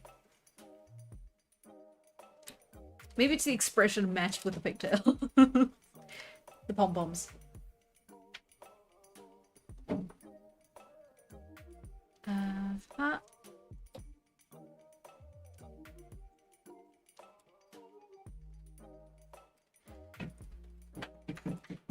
Oh.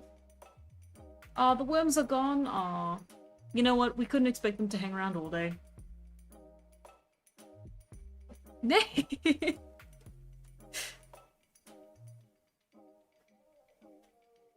Am I stupid in thinking that a nocturnal with subterranean adapted human subspecies would be usually pale? Yeah, probably. It's, well,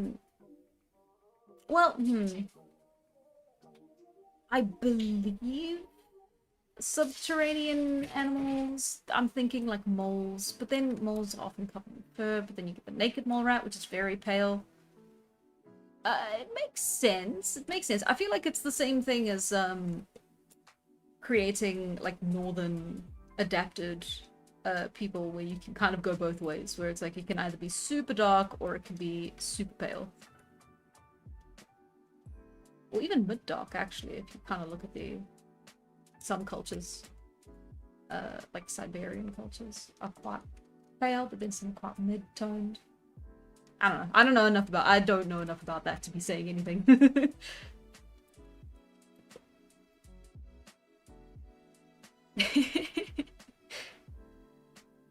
Oh.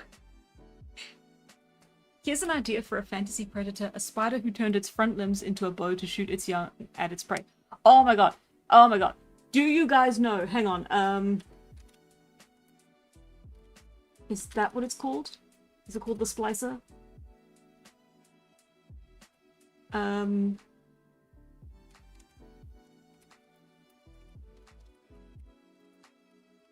Hang on, I'm googling things. Slinger. It's called the slinger. So, okay, this is insane. The slinger is a canonical species in the world of Pandora that is like it's an apex predator, and the way it hunts is by detaching its head and like shooting it like an arrow at its prey, and then because the arrow that it's shooting is its head, the head then makes so it's a venomous head, right? So it poisons them, the victim, and then screams to call the main body, which is now sightless, to the victim, to the prey. At which point both the head and the body will start to consume the now poisoned prey, and then they will reattach and continue on with their day. It is the deepest cut of lore. It's not anywhere in like the game or the movies. It is just this horrific thing that exists, and they connect using an internal like the hair things, the neural links, the links. They connect through that so that they can like see as one. It is insane. It is so weird and so crazy, and I can't believe it's not in the film. It's crazy. It's insane. It makes no sense. One more reason I will not be journeying to Pandora. It's crazy. I stumbled across it out of like apropos of nothing. I was like on the wiki, and they mentioned like the Na'vi using you know, like domesticated slingers for their arrows poison. And I was like, domesticated slingers? What's a slinger? Maybe it's like something I've seen before. No, never. How did they domesticate it is my question. It's fine. I had a little bit of a breakdown about that. I'm like, why isn't that in the film?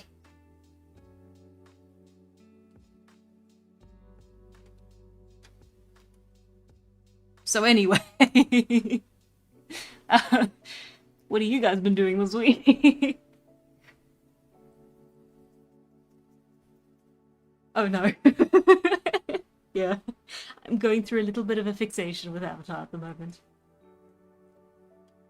It shall probably pass one day.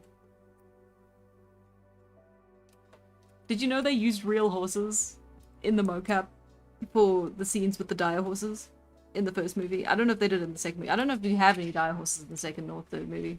I can't remember. I just remember seeing the mocap for it. It was very cool. How nice of them to bring actual horses into it and not like very well trained horses. I don't know how they desensitized those horses, but they were very well behaved. They had like a bunch of stuff strapped to them to, you know, capture their motion. Yeah, I've been going through a little bit of a phase.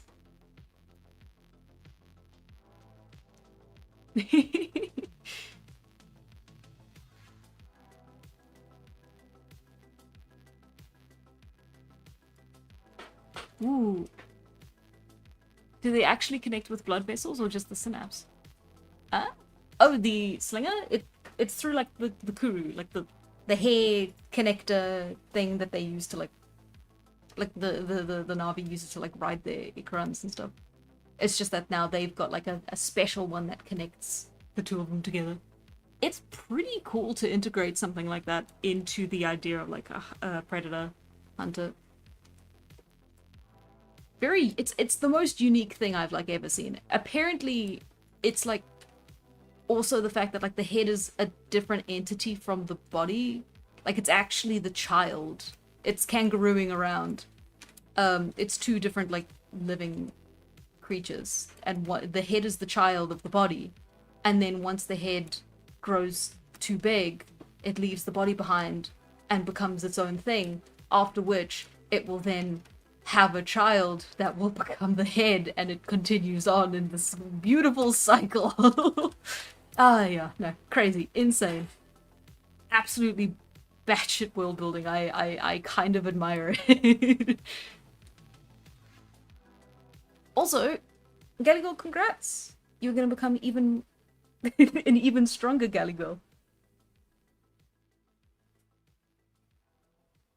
I've been doing the art I told you about. I'm like 34% of my game. Cool, nice. Sorry, I shouldn't be reading that aloud. It's not in the film because Cameron made it for people from Arkansas to South Dakota, and only North Dakotans would understand it. Yeah, I'll accept that into my worldview.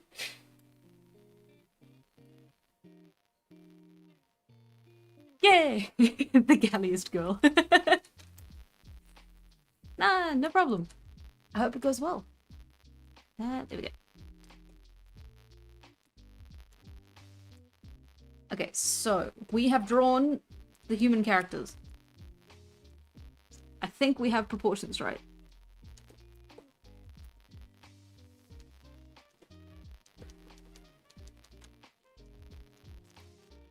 I know I didn't draw him with a fringe, but I feel like that would really fix him. That just looks like a hat. Okay. There we go. You know what? That's fine. That's great, actually. Okay, and then let's fix up the arm a bit, because I've done that a little bit wonky. There we go. Okay, perfect. Perfect! We've got all the people down. Okay. let's quickly put them down a bit, and then we can just do the clothing very quick. Okay, so I think that's fine. That's a very basic sort of toga.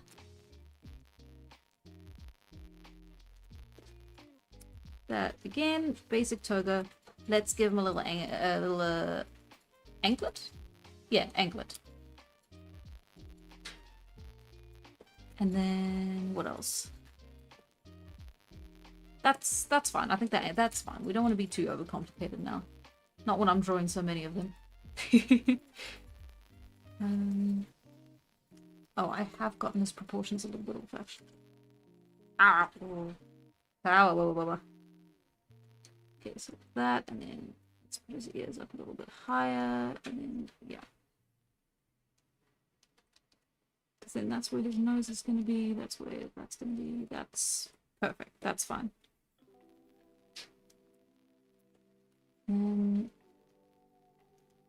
Yeah, that seems better. Yeah. Okay. Yeah. Okay. Okay. Okay, so he's got the twin little danglies.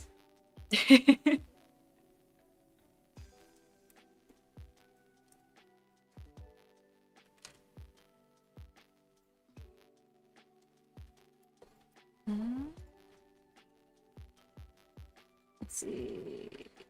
Let's shorten that a bit. It's gotta be a masculine toga. If it reaches the knee, it becomes a feminine toga. And I don't know. It's a very weird rule, but it is something you notice. I love balancing visual language with stereotypes and strict gender rules. It's fun. It's great. I'm having a great time. Okay, and then he can have simple enough necklace. We're doing very, like, rough, just pointing some things out here and there. I wonder what a nice little, like, back, like it connects behind the ears, but then it's like a little crown thing. I kind of want to keep that. Yeah, that's fine. Okay, and then, yeah, so Monkey Man, toga. Let's have it more like...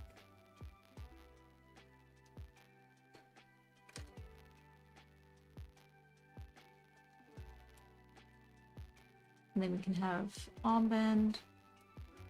And let's also give him a little bit of a simpler ephemeral. And then, yeah, no anklet. And she can have over the shoulder.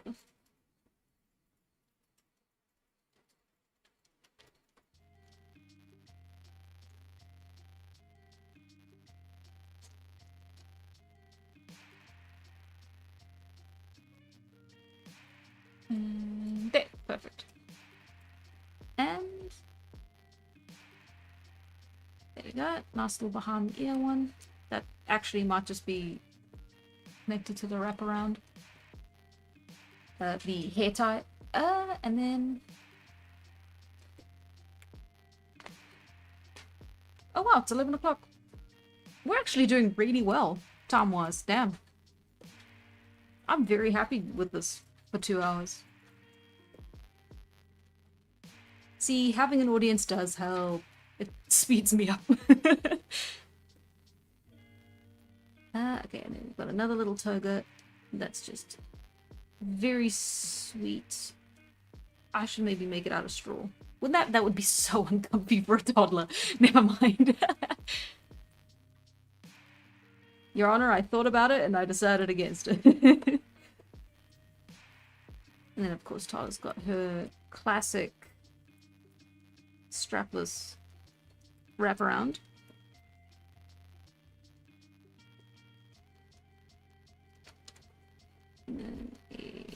Yes, perfect.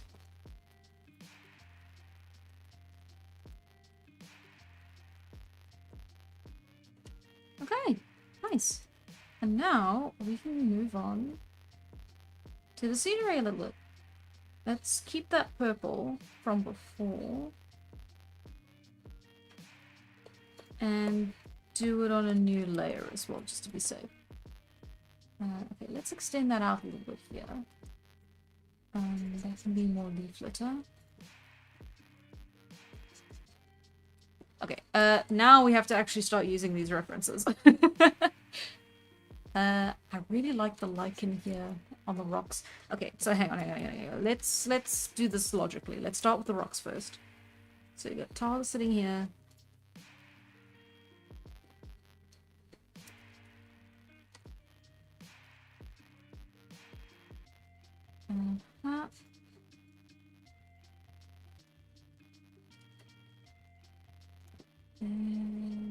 Yeah, let's... No, okay. No rocks there, so we can clearly see her.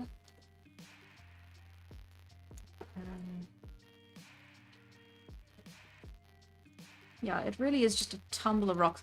And then you can see when they start smoothing out, that's where the water actually reaches. So you want more smoother rocks on the bottom here. That, like that. And then you can have it be smooth, but then it gets all spiky. So that should be the cutoff point for where the flooding... it's more of like a natural flood marker, I guess, wouldn't you say?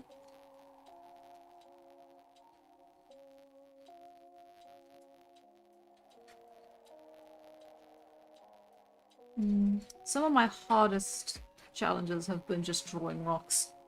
It's very easy to be very basic with the rocks. Ah, it's fine, it's just rocky. Rocks! Can we have Rocky in the bottom? You know, yeah, we can have Rocky in the bottom. I still have Rocky on my shelf here. Good old rocks. Okay. Where's a good spot for him? Let's clean that out a little bit so that's less busy. And then, yeah, that's where we want it. And then we can just have a little Rocky in the corner.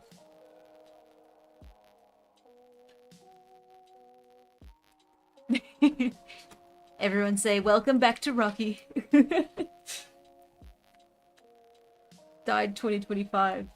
Returned 2026. Welcome back, Rocky.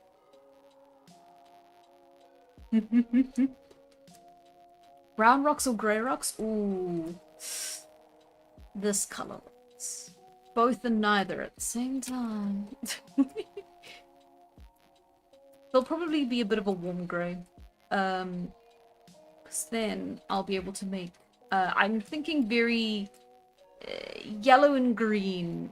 Very, very bright, very happy colors. Tipped off with a little bit of blue here. So blue for the shading. And then... yeah, it'll just... very bright, very peaceful, very tranquil. That kind of vibe. Because this is just a bunch of kids hanging out and having fun. Like, you do just want to have... It's very, like, summer days coded. Without the nostalgia tint.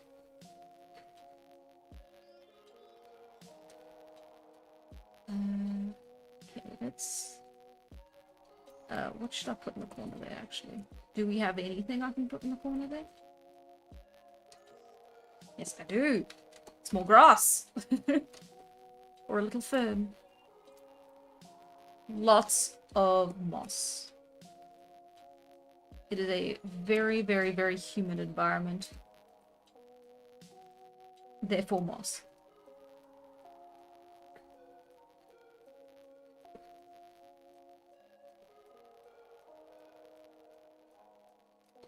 Okay, lovely. And then... let's keep it like that.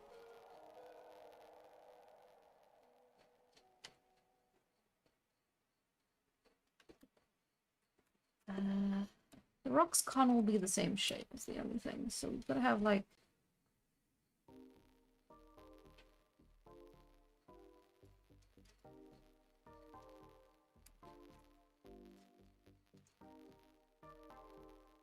Let's have a nice big rock like that.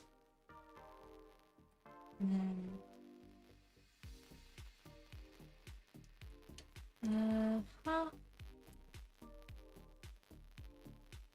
And then we'll have another one like that, and then another one like that, and then there's the water again. Yeah, perfect.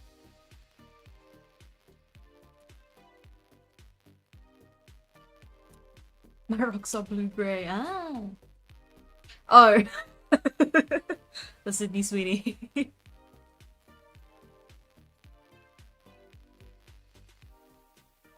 Yeah.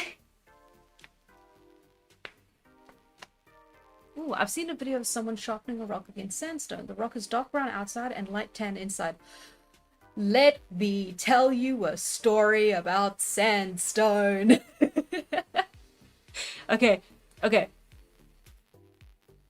So, when I was in school, we had a project where like every year we would do something for the school, right? So like if depending on the grade you were in, there was like a certain type of project that you did. So like one year you worked in like the garden, which the school had like a communal garden that all the classes went to work at some like for like a period each week.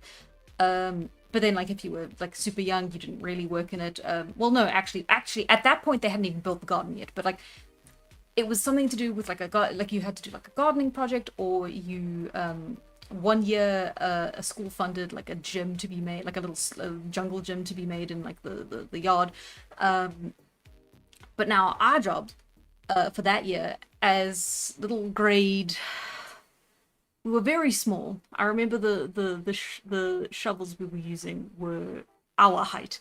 But we were quite young, right? So that year, our job was to make a greenhouse. Not like out of glass or anything, it was all made of mesh, and we didn't build the greenhouse. We were just excavating the area around where the greenhouse would be, right? So everything was on a hill, the whole of the back of the school was on a hill. So we were just flattening out the ground with our little shovels and our little gumboots, and we were just clearing out the space so that the adults could come and install this greenhouse, right? And then we would like work on the greenhouse. In the greenhouse we wouldn't plant anything, but we would look after all the stuff that was planted. Like I said, we're very young. And what happened was God, I think we were grade 3. It was elementary, like primary school. And what happened was we kept finding like sandstones and stuff, right, along the whole area that we were like clearing. The whole school was built on like this sandstone cliff, like a sandstone, like a really big hill with a cliff on the back. If you went too far out into the backyard of the school, like the playground and stuff, you would reach a cliff. So no one went out there. I mean, you were allowed, like no one would stop you. There wasn't even like a gate or anything. You could just wander out there forever. In fact, there were some kids who would walk to school from the cliffs. Anyway, not part of the point of the story. It is kind of the point of the story. So what happened was that, you know, we kept finding these sandstones and we would crack them open and we would see like, oh wow, they're different colors on the inside, right? And like this one is like a really pale tan, and this one is like a really strong yellow, and this one is a, you know, very like plain sandy beige. And we got like really interested in that. The entire class got like really, not the entire class, not yet. One kid in my class got really like interested in the idea. So she, myself, and one of the boys that we kind of like conscripted into it, all went down to the cliffs to go get a really big sandstone, and it was like up to our knees. And we got the boy to like, we all helped, we all pushed, but like, you know, the boy did most of the pushing. Not because we were forcing him, he just did it. Anyway, so we all took turns like rolling this massive rock, and in many cases just dragging, because it wasn't a very good shape to like roll. Just pushing it up the hill, just pushing it up. We went through like the hard court, which was like all paved over, and then we went through like the we went through like the sand pit, which was later to be turned into a volleyball pitch, and then we pushed it all the way back to where everyone was working on the greenhouse. And in the times when we weren't doing anything, we would just crack at the sand, like we would get like another sandstone and we would rub it against the big sandstone, and the whole point was we were just sanding the sandstone and then seeing the color of the sand that was coming out. And it was a very like it's the color of like my avatar's like shirt. It was a very pale like yellow. It was so much fun for some unbelievable reason. And then it escalated into a situation where like other people were getting into it, because when you went back down to the cliffs and you got smaller sandstones that you could like carry in your hands, sometimes you would crack them open and they would be like purple or like red or like a really vivid orange, or sometimes there'll be a gradient of two colors. One time I think we even found blue, but I think that's because it was like a different kind of like stone. It wasn't really sandstone, but it like kind of looked like sandstone. Anyway, it doesn't matter. So people got really into this, and people got like sandstone collections. And then for some reason, because we were really bored and the internet didn't exist for us yet, at least not on our phones and definitely not at school, we developed like the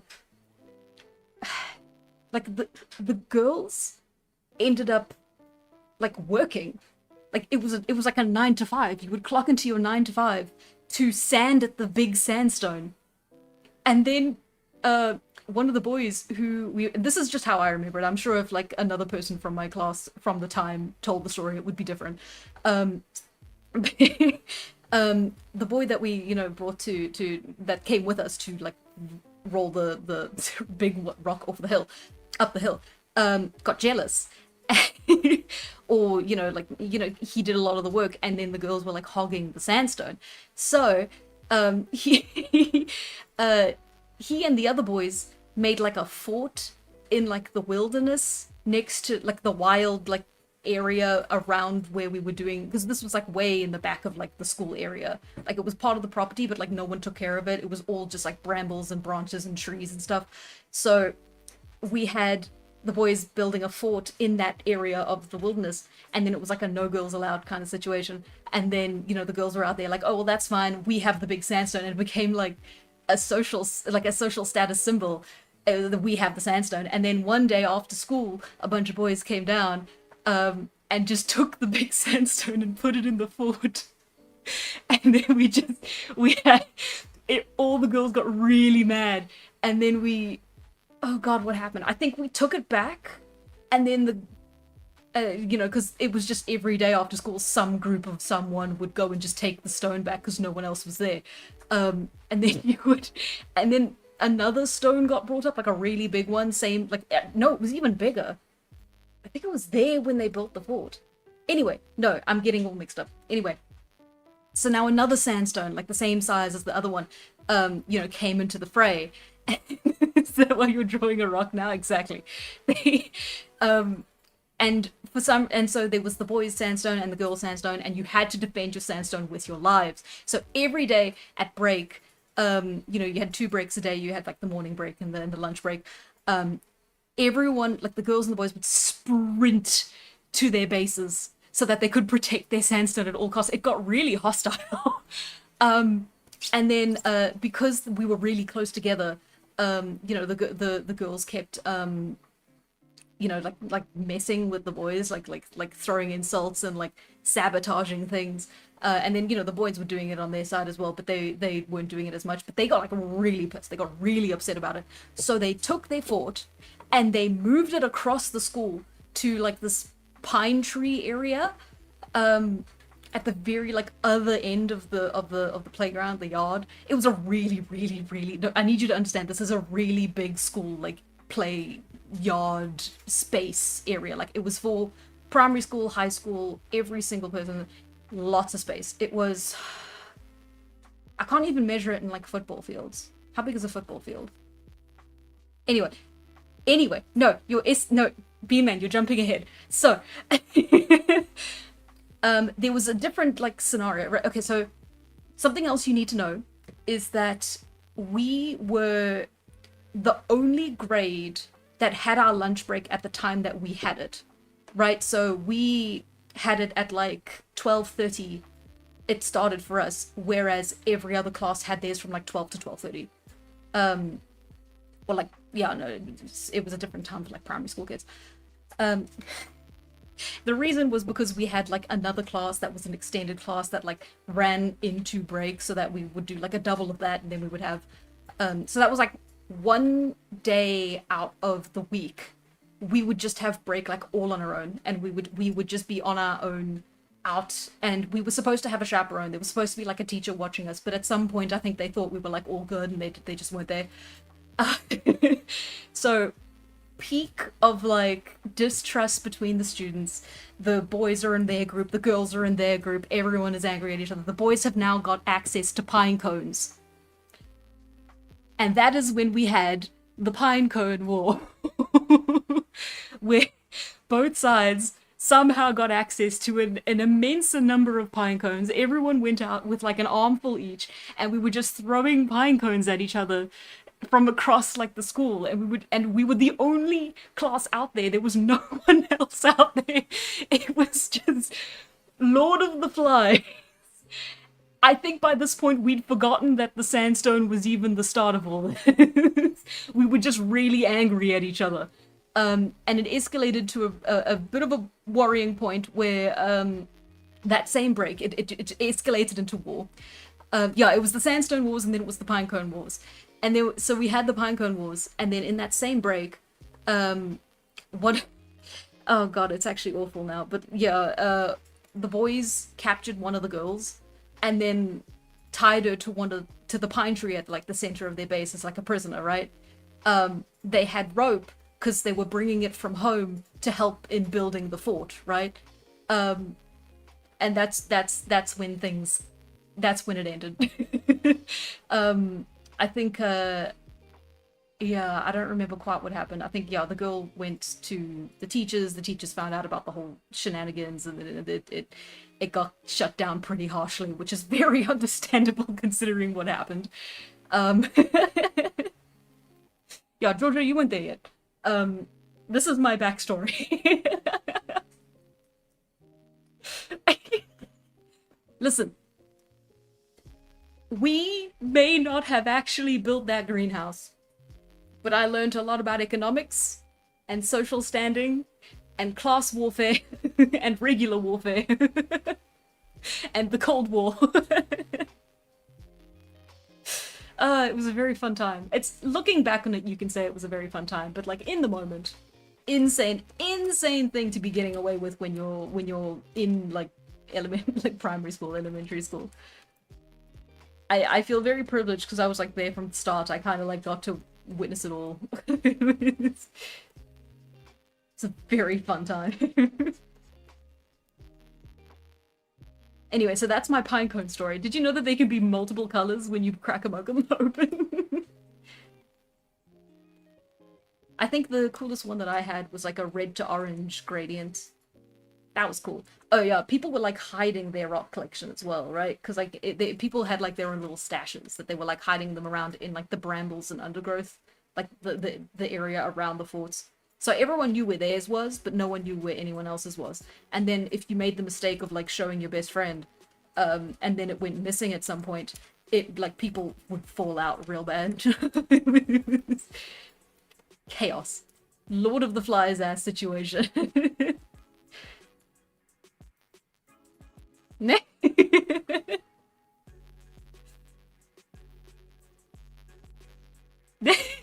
Yeah, this is the kind of thing that can only happen when you are too young to understand that it should not be happening. What did I come back to? Many things. My best story. Got too close to war crimes, the teacher had to intervene. Yeah, no, 100%. You don't have to joke about it, that's exactly what happened. Ah, beautiful times. Tragically beautiful times. God, the way that the stars had to align for that one to happen, especially with like the fact that we were alone at break, like no one could call a teacher and be like, "Hey, the older kids or the younger kids or whatever are like throwing rocks at each other and they've kidnapped one of them." Okay, not rocks, pine cones. I did say pine cones, and they were pine cones. We were not throwing rocks at each other. Could you imagine? We convinced our school to vote to ban water. Oh yeah, didn't that happen once with like a communist party winning student council or something like that? I love it when that happens. Oh yeah, and then and then in high school we oh yeah, that was fun. We had to everyone had to go and look for us because we misunderstood the assignment. Like our group misunderstood the assignment and just wandered off thinking we could just do that at the botanical gardens and that it wasn't like a guided tour sort of situation.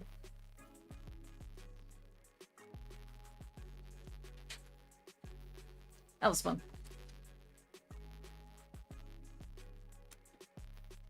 Ooh, I think every winter at my primary school, people built snow forts and fought over them until the teacher intervened. Oh, the number of forts that my class made. Every couple of years, it would like come back into fashion. Like it started off when we were very young. Clearly, like around the Pinecone Wars was when we were like getting into it. At I don't know if it was for the first time. It might have been for like the second or third time. Again, because the school was so like massive, you really could just like go and hide away in the brambles for like the entire break, and as long as you came back when classes started again, it was fine. Ah, good times. Very good times.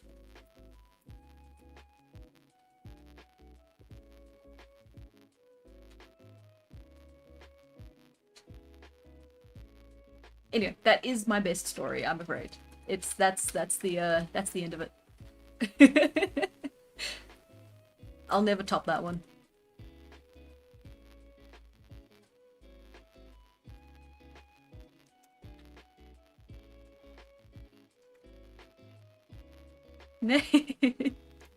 You're a veteran of the Pinecone Wars and deserve respect. I deserve a veteran's benefit package. Something, something, something.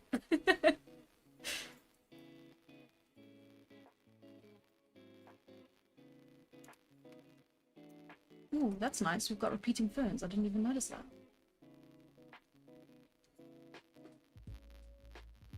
My favorite story.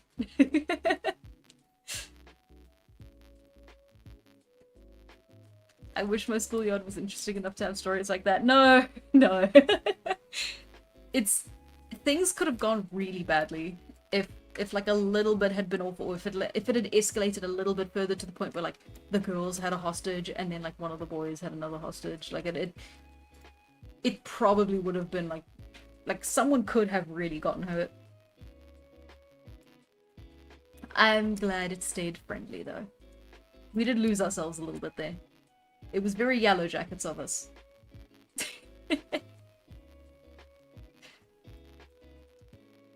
Had sustained multiple war injuries in that school. Yeah, one time, we were playing frisbee up on the top field, which was the other side of the school with also a massive amount of like land to just be on.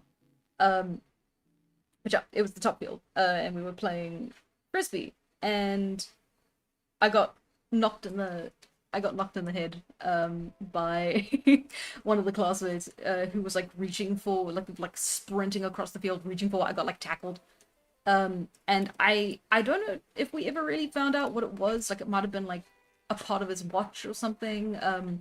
But yeah, I got like a it was like how many centimeters? It wasn't quite a thumb length. It's like half a thumb length cut on my head. Like on my scalp. It's still there. The scar, not the not the watch. I have received multiple war injuries. I am a veteran. That was fun. That was my first stitches.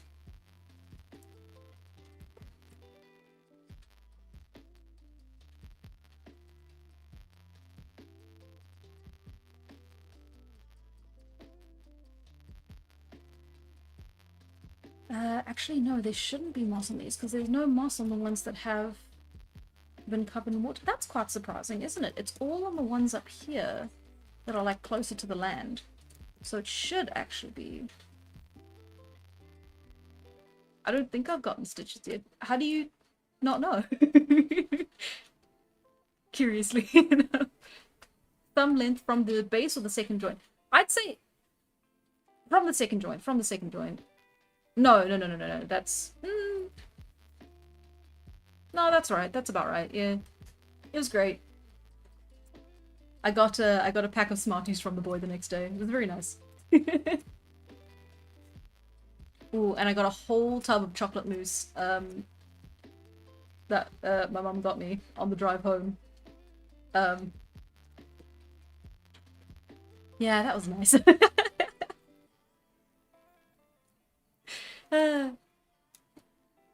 She might genuinely be a threat. No. I get threatened. I get threatened upon.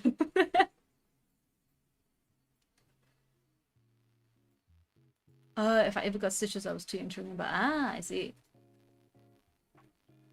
From Woolies? Yeah. Yeah, I got a whole thing, a tub of chocolate mousse from Woolworths. It was so good. I think I ate the whole thing over the course of like 2 hours. See, now that made it all worth it. 10 out of 10 would get a scar again on my scalp.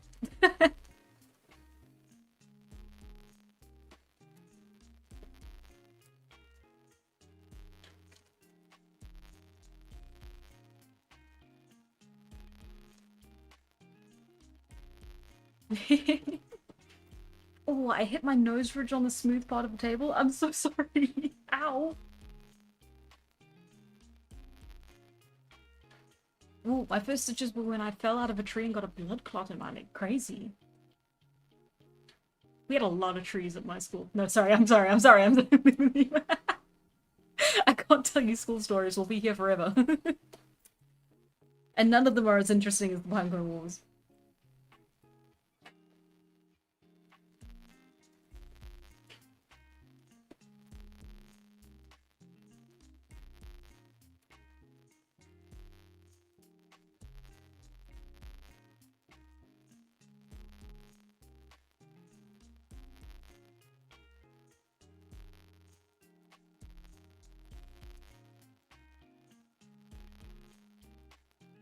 Oh, thank you, Rozaki. Yeah, I'm pretty thrilled with how it's coming out as well. I was a little concerned to start with, but I think we're doing pretty okay.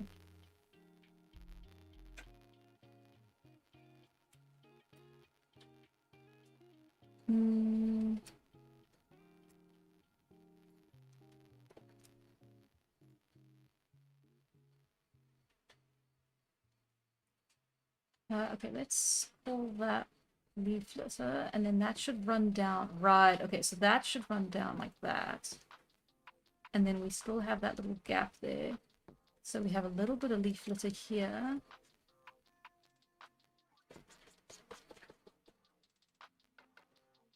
Yeah, the leaf litter's gonna kill me when I draw it, but it's fine, it's fine, it's fine. Oh my god, my best injury was getting run over by a car I was getting out of. My god, that's insane. No long-term injuries, I hope.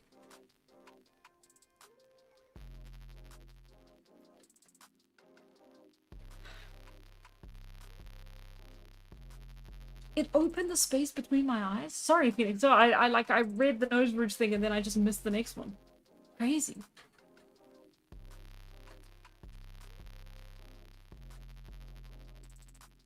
Ooh, you guys have been through a lot.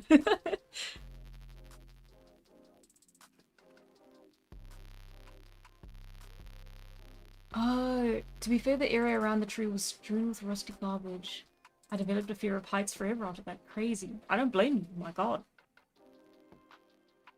My mom got hit by a bus and my dad survived a tornado. I gotta do something. I gotta do something. Guys, I gotta one of them. Oh, I have a small dent in my shin because I slipped when running and slided shin first into a table leg. Oof. Yeah. Yikes. I'm sorry.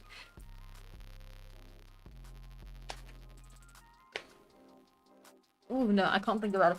As I've gotten older, and by older I mean like 20 to 20 to 23, I suddenly have started getting like a lot more like my reactions to the thought of like harm and injury to myself or others like gives like I have a almost like visceral reaction to that where it's like even the thought of it is like, oh my god, what if I like seeing someone like touch their hand to like a really hot like pan even by accident. It's like, oh god, like I see that stuff in movies and I'm like, oh god, oh god, oh god, oh god, oh god, that could happen to me.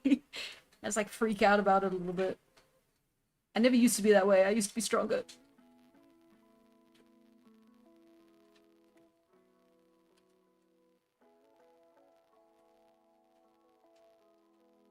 No, we wouldn't have that, would we?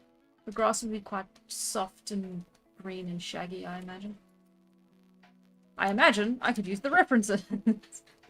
That doesn't count. That's African savanna grass, that stuff. That stuff gets real brittle in the winter. These cliffs are just here because they're pretty. Wow. A lot of ivy. I should have more ivy here, shouldn't I? What if I...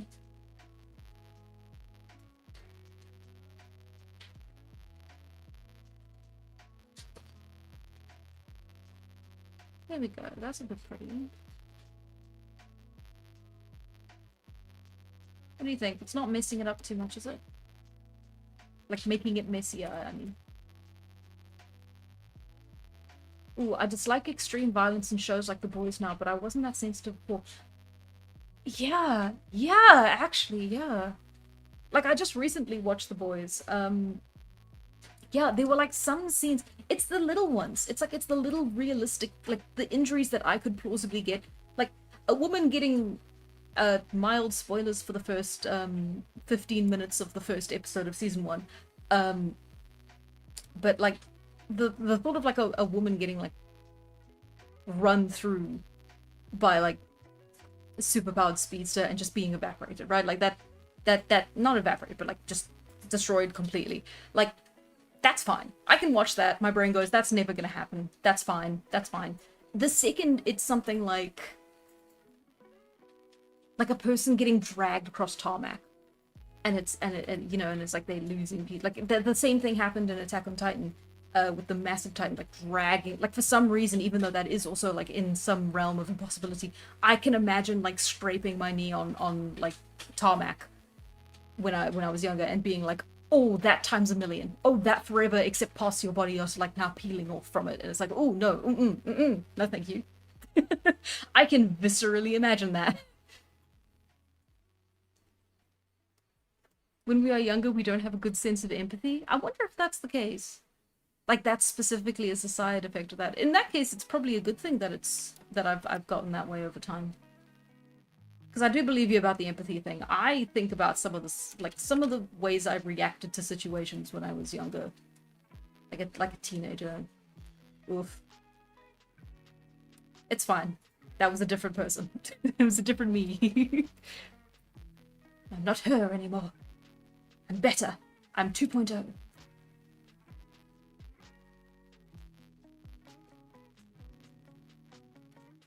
What have I done here now? What's that? We'll just call them all grass. I should be doing more for like the branches and the leaves and stuff, but I feel like doing it a little bit stylized and simple is maybe benefiting the image overall. When we get like really close, really close up into the actual like trees and stuff, then I think we can do more to make it look a little bit more detailed, a little bit more realistic, a lot more branches. But I think maybe here that helps, especially since it's going to be a part of the silhouette. The last thing you want is to muddy up the silhouette.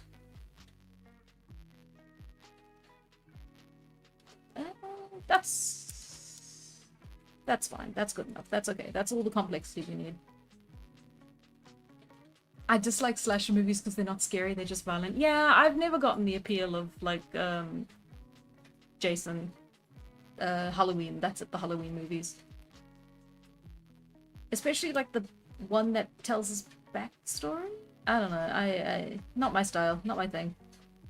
Oh, I really want to watch the Alien movies, though. Like, at least the first one. Like, I feel like the first one is a rite of passage.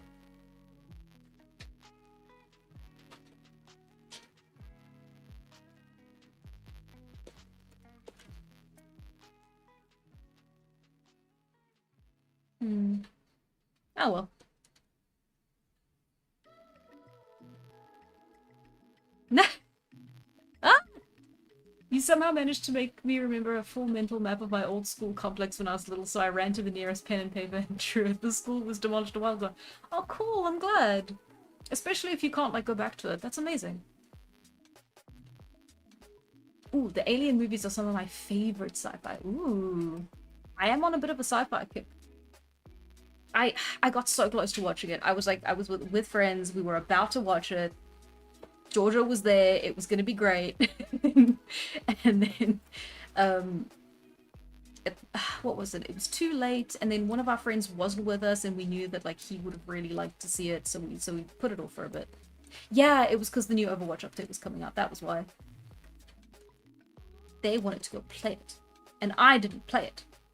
So I just had to sit there while they had fun. It's fine now, I play it now. Yeah.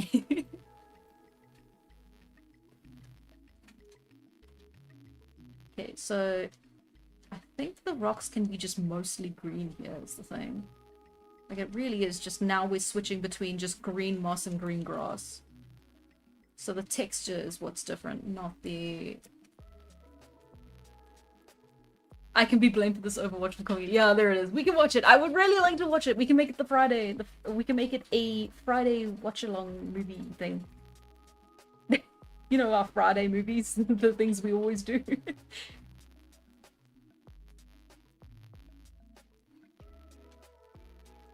We always remember what the places we spent a lot of time in, and in our head we have a memory of how the map looked. Yeah. Actually, I could draw the school. Hang on. I'm gonna draw. I need you people to understand how big the school was, right? Okay, so we had the main building here.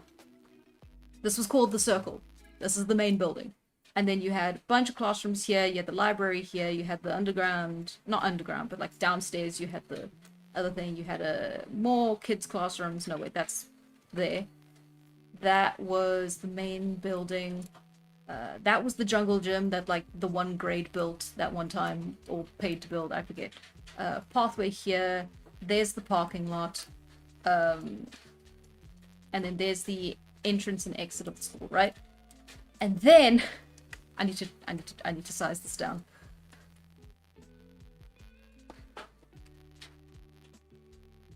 In this direction, you had, like, the woodwork room and, like, the younger grades, the preschool, the playgroup, that sort of stuff.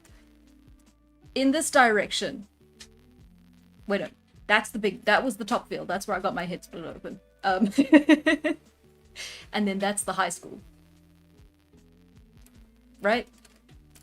In this direction, nothing. Brambles, wilderness, fields, empty.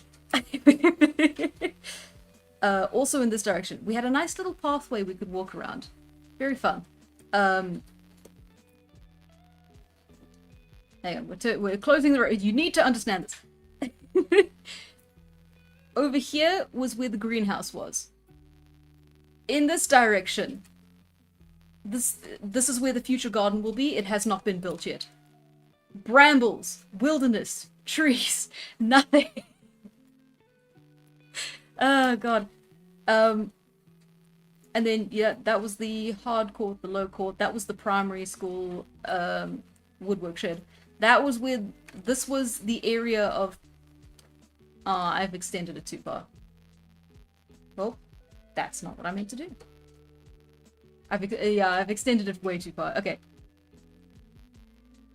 Down here, this area, cliff. and then we just had one big wall coming up this way. That was where the boys had their fort.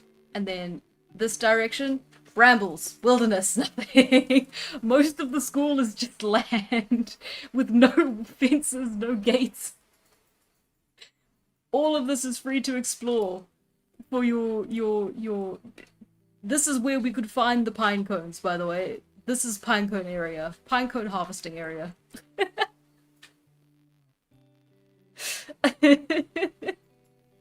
Oh, it's lovely. Anyway, so that was my school. I'm sorry, I know that was like a really big tangent. I just... It's such a fun thing to talk about. Because I'm reminiscing, I'm having a fun time, I'm thinking about all the good old days. Back before taxes. God, what a wonderful time.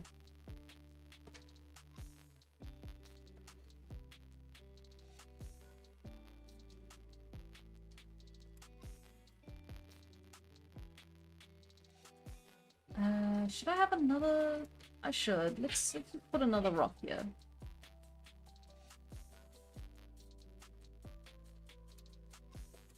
Was the empty pit... Oh yeah, there was also an empty pit that was supposed to be a dam. It was right below where the greenhouse was. The greenhouse no longer exists, by the way. It was taken down, I think, 5-ish years after we built it. Well, not we, but you know what I mean. And then there was just kind of space. It got reclaimed by the brambles at the end of it. South Africa has pine cones? Yeah, it's they're invasive species, but they're really good windbreaks. So you'll often have so like for the school, they were basically planted around like the borders of the property where you had the most like danger from like wind. So because we were really high up on a hill, all you could see from like the like it was a really beautiful vista, but then at the same time there was a hell of a lot of wind coming in from that direction at certain times in the year. So that was the point of the pine trees. And they got real tall too. I think they were planted there when the school first opened. Or maybe they were there even before then.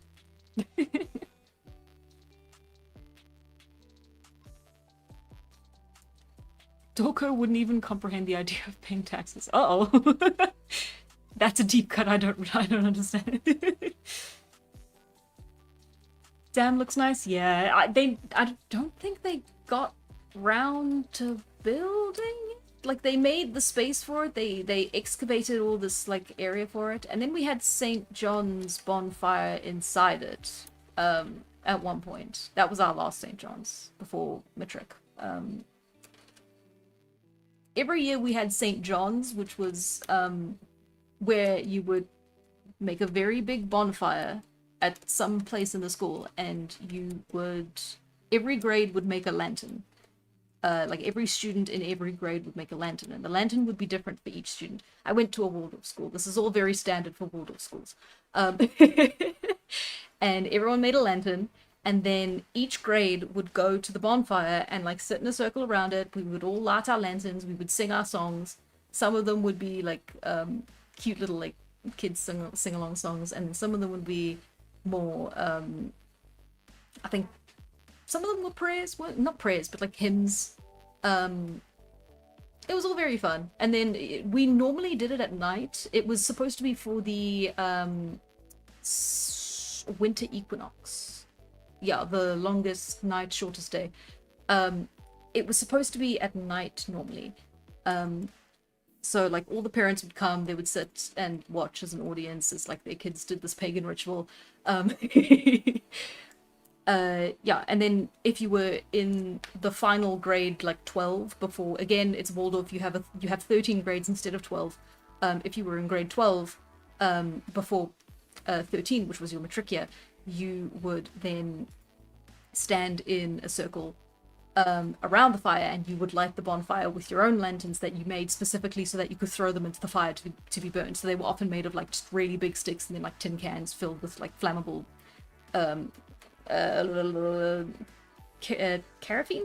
paraffin doused rags, right? And then there was like a special thing you said. There was a hymn, not a hymn. It wasn't a hymn. It was like a something practice ceremonial speech that you say before. Anyway, every grade did it, and then, but then the year that we did it, it was I actually can't remember what the problem was. It was before COVID, so it couldn't have been that. But yeah, for whatever reason, we decided to do it before school started instead, so it happened like right at the crack of dawn. Every high school student was super happy to be up that early. It was very fun. And then there was like a common tradition when the bonfire like fell down a bit, because it was like your classic like bonfire teepee sort of shape. But then after it fell, it often fell like this, and then kids would jump over it. One of our classmates lost his eyebrows doing that, and it was very fun. We also all got hot chocolate. It was very fun. When did I start this? Why did I start the jump? Yeah. Yeah, Georgia was there for that one.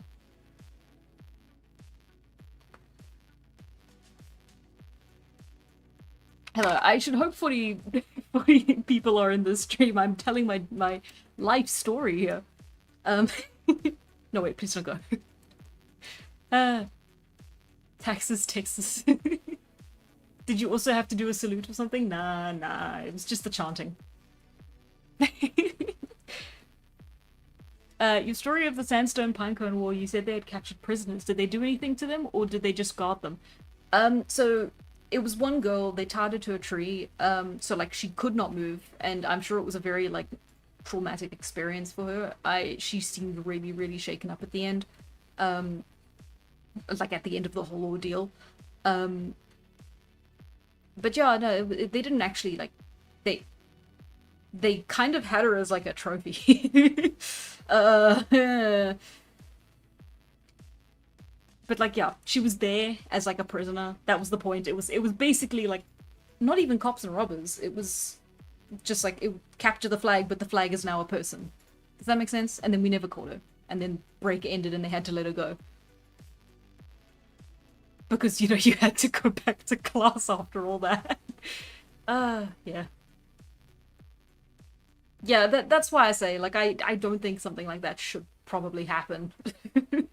But it is one of, like, those core memories that you just remember the rest of your life. And now, looking back on it with, like, both the hindsight that you have as an adult, and then also understanding, like, that was like the most fun you had at that point in your life, even though for people they had like a completely different experience to us. It's lots of retrospectives, not a lot of morals. If that makes sense. We've all convinced teachers to monologue her backstory. Yes. Do other places also have a tradition of a graduate prank day? A day where the graduating grade students play a prank on the school, basically? No. Maybe. I don't know. It's not something we did. Ooh, when I was in high school, I released a massive toad into the girls' locker room. Hey! Be ungovernable. That's cool. I hope the toad was okay and had fun. Those boys figured out kidnapping, but not hostage negotiation. Yeah, I know, right? If we'd maybe done it like one grade higher, they would have figured it out. Let's not have that line be quite like that. That's a bit weird. I think that's fairly good, isn't it? Thank God. We've got 15 minutes left of the stream, so I'm just gonna keep tweaking it as we go. I'm having a very fun time telling everyone my backstory. I'm not so mysterious now, but I think it's worth it. I was mysterious before, right? Right? Little bit?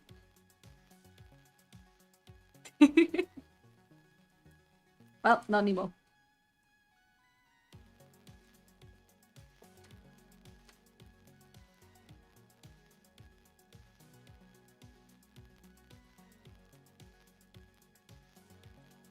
Ooh, what do you think was the best field trip you've had? Okay. One more story. This is the other major, like, story. Okay, so, high school. Same school. This was the Parsifal camp. So, every grade in our grade went on like this huge massive camp. I think it was also grade, it was grade 12. um Grade 12 was like the big last hurrah before you went off to matric, and then you had to like study really hard and like become a fantastic student. um but like in grade 12 you got to have like all these fun send-offs to your like high school experience. So one of them was like the Parcel camp, where like the school, not the school, the class, fundraised the entire experience. They like set, not the students, but the teacher would set a budget up. They would plan, they would set everything up. And our teacher was incredible. I think you made yourself more mysterious somehow. Thank you, Giorgio, the one who knows everything about me. Possible. Yeah. So, yeah. So the entire class like helped all year to like raise funds for this trip. It was I think it was 5 days, wasn't it? Not 6 days. I remember it being 6 days, but that can't be right. That's far too many days. But basically, it might have been. It was 3 days at the campsite, and then there was 2 days. No, it was 5 days. Yeah, okay. So, yeah. Anyway, wait a minute. So, the weekend came, Monday came, and we all went down to, we call it like the Wild Coast. It was round about Suncoast Casino, which is it's a pretty big landmark if you're like around here, but if you don't know it, you don't know it from a bar. So it's just an area along the coast. And what we did was we hiked for 2 days to get to our campsite. And we hiked along the beach. It was incredible. The first day I felt like my legs were about to fall off, and I kept asking the camp guide who came with us, when are we done? When is because he kept saying like soon, we're almost there, and I'm like, okay, but how far? Like where? And he pointed at a hill and he said, oh, it's just there. And then we reached the hill and we kept walking, and then we kept going. I have no clue how much we walked that day, but we started at like 9 o'clock and finished like late in the afternoon. And we went, so we went through, it was a really beautiful part because it's the Wild Coast, right?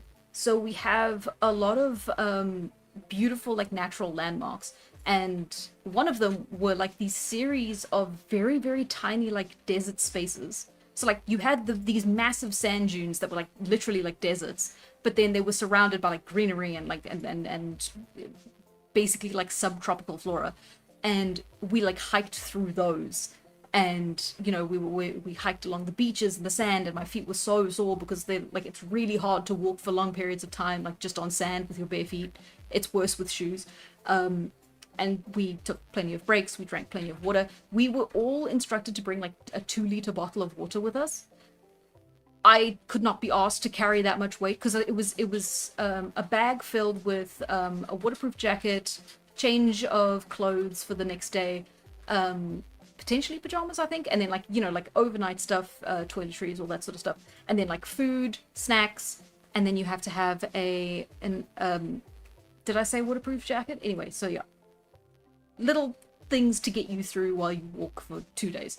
The second day, it was pouring with rain in the morning. It was pouring with rain. So we we stayed overnight at this accommodations. It was quite like they were designed for large groups, but it was like someone's home that they had like an attachment to, and then we all stayed in our sleeping bags that night, like overnight. And I think we had to carry those too, didn't we? I might be misremembering. Yeah, the sand hurt. It was howling with wind. Well, not howling, but like there was strong winds, really heavy rain. I didn't want any of my stuff because I brought like my sketchbooks and stuff. So I had the waterproof jacket on with my bag under the jacket on my shoulders, and we marched in the rain and the wind, and because it's windy, the sand is like it's like pricking at your legs. Miserable. But I think we left quite early, and then I think 12ish, lunchish time, we finally arrived at the campsite, and then we spent 3 days straight. It's possible because we were learning about the Knight Parsifal and like his legend as we went. So when we got to the campsite, one of the first things we did was sit down and listen to one of our teachers read the story of Parsifal to us as we like caught our breath and ate food. Um, and yeah, and then we just over the rest of the camp we listened to the Parsifal story. We went out. We went to one of the only, I think, waterfalls in the country that led straight into the ocean. So it was like a waterfall that went straight into the ocean. We went there, we went swimming, we went kayaking, we went hiking quite a bit more, but it was all very fun. It's one of my like my best possible memories at Waldorf. It was very nice. Georgia was miserable. It was very cold, yeah. 10 minutes remain. Oh no. Oh, was that in the Girl Scouts? No, this was my school camping trip. No. I never went to Girl. I don't know if we have Girl Scouts here. I assume not. I did gymnastics when I was younger, but that's a story for a different time. I went there. I quit. It's not a very interesting story.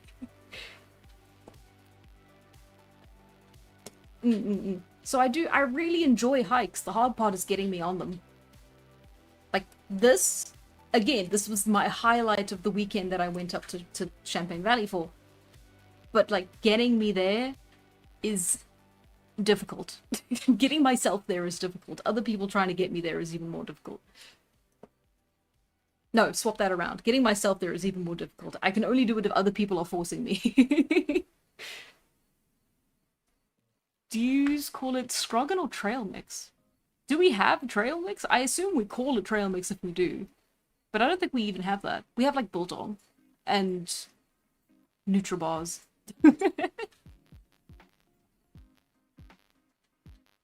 Enough drawing, tell them about the camp being on fire. Oh my god, we can't tell them all the stories. So, okay, this was a couple years back from... I can't remember if it was 1 year back or like 2 years back from the Parsifal camp, right? So we were a little bit younger, go back in time. Giorgio and I were both together at, you know, it was our yearly... So every year we went on camp, right? That was what you did when you went to Waldorf. Every year you got a camp. Which was really fun. That was actually the camp that I went to go see the Rosetta Stone at. A bunch of...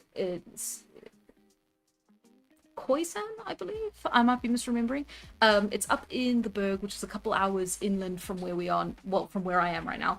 And it's called the Khoisan Rosetta Stone or something like that. I'm not sure how big it is like online outside of like just the space that we went to, but it's essentially very popular, well, very famous because it features a lot of cave art of like San shamans and oh god, I'm remembering this from like years ago, so forgive me if I get all of this wrong. Yeah, so San shamans transforming into anthropomorphic animals. There's a proper term for it. It's very common in Paleolithic, Neolithic art. And yeah, and animals being herded. It's just beautiful, beautiful cave art. It's massive. It's all on this big rock face out there in the Berg. I really want to make a video where I go there someday, but I actually need to go there at some point to be able to make the video. Anyway, so that was the camp where the mountains around the camp caught fire. So we were all asleep in our tents. It's a camping ground. It's very normal area, you know, you go out, you go pee, you go out. There's outdoor bathrooms, there's just grass, you sit on a tent, there's like, that's what I'm trying to say.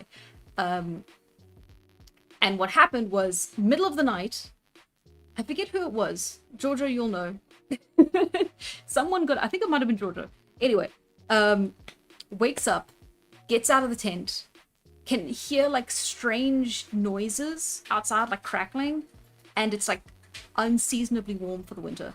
And the hillsides around the camp are just on fire. So in the winter, the grass gets very, very dry. It's very prone to like just these wildfires that spread across, you know, the grasslands. That's like where we are, in the middle of the grasslands, and like the mountains. Again, very common for it to just catch flame, which is why the camp had burnt fire breaks around the entire like space, right? So we were all fine in theory. It's just that like the entire world around us had caught fire, and we were just watching it all burn from like the hillside that we were on. Like the other hillside was on fire, this other one was on fire, the whole area was on fire. We got there, the place was all brown because it was all just dry grass. When we left, the place was black because it had all burnt. And that was like 1 a.m. It was like early, like middle of the night we woke up. Anyway, the entire camp gets woken up. Everyone's kind of freaking out a little bit. Our teacher goes to the, like, gets in her car, drives to the camp, like, head site base where the owners live, talks to them, comes back, goes, guys, we're fine. Meanwhile, us, the teenagers, are making, like, escape plans. One of our classmates, it was Georgia who woke up first. Everything was orange. It was just so bright. I remember waking up in my tent after like someone like opened the tent, goes, everything's on fire, and leaves, and like I didn't hear the fire part, so I just like woke up and I'm like, why is it so like, oh, it's morning because it's bright outside. And it was in fact not bright outside. It was simply on fire. And yeah, there was like a big bucket of like rainwater, not bucket, like a massive barrel of rainwater next to the bathrooms. And one of our classmates' plan was to just climb into it should things get really nasty. And the rest of us kind of just sat on the hillside and watched doom approach. Did I die? Yes, I did. I needed to pee. The bathroom was surrounded by flames. Yeah, it was right after the fire breaks, wasn't it? Anyway, yeah, no, so we were like fine. It was just really interesting. It was really like, it was a really fascinating time. Rest in peace, Hannah and Georgia. Yeah, it sounds made up, but it was a very fun time. Georgia also got food poisoning from some chicken breasts while we were there. Very fun time. Ooh, fun. Vital Man, thank you for sticking around. We are about to wrap up anyway, so don't worry, you're not missing anything. Salmon. Rip Hannah and Georgia, yeah. Hannah is the #1 storytime YouTuber, only for like the last hour of this one specific stream. This is a very fun one. I love blathering on about like funny things that have happened to me. I dare you to find someone who doesn't enjoy that, actually. It's funny, because for a very long time I thought my life was very boring. But then, like, I get to tell these sort of stories, and it's like, ah! You fools! I guess the reason I thought I was boring is because I went to school with everyone who also experienced the same things as me. That's probably a part of it. 1 minute left. Ah, okay. We're wrapping up. I'm saving the file. If you missed my speech at the very beginning of the stream, now that we've done the rough work for this illustration, splash art, if you will, I'll be putting an option to continue it onto the poll. It'll just be continued splash art part 2. Where we'll probably do the line art and the coloring. I might do the line art beforehand so that we can then just do the coloring, which I think is the most interesting part of a scene, like an image like this. And yeah, we will see if we can continue it on. Otherwise, one of the other two will win, and we'll move on from there. Time's up, go to EP. I'm going. Funny Jojo time, Anna. You could try your hand at being a storytime YouTuber, though. I've told all my stories now. Those are pretty much the most interesting things that happened. They all happened either on camp or on camp during one of the school rituals. Well, events. Or, you know, when we all tried to have a war. That was the fun one. Okay. When I went to camp, I wish I had a fire story. All I got was a flooded campground. Oh, I'm sorry. The Hannah campfire story stream. We are voting for Splash Up Pot 2. Yay! I will not be upset with that. Okay. Yes. Good night, everyone. Thank you very, very, very much for watching and listening. I hope my stories entertained you. And yeah, this has been very, very fun. I'm super happy with how it turned out. And it's been very cool talking with you all and seeing you all. I cannot wait for next week, where I'm sure the thing we will be doing will be neither cursed nor horrifying. And yeah, thank you all very much for watching and joining me. And bye-bye. Bye.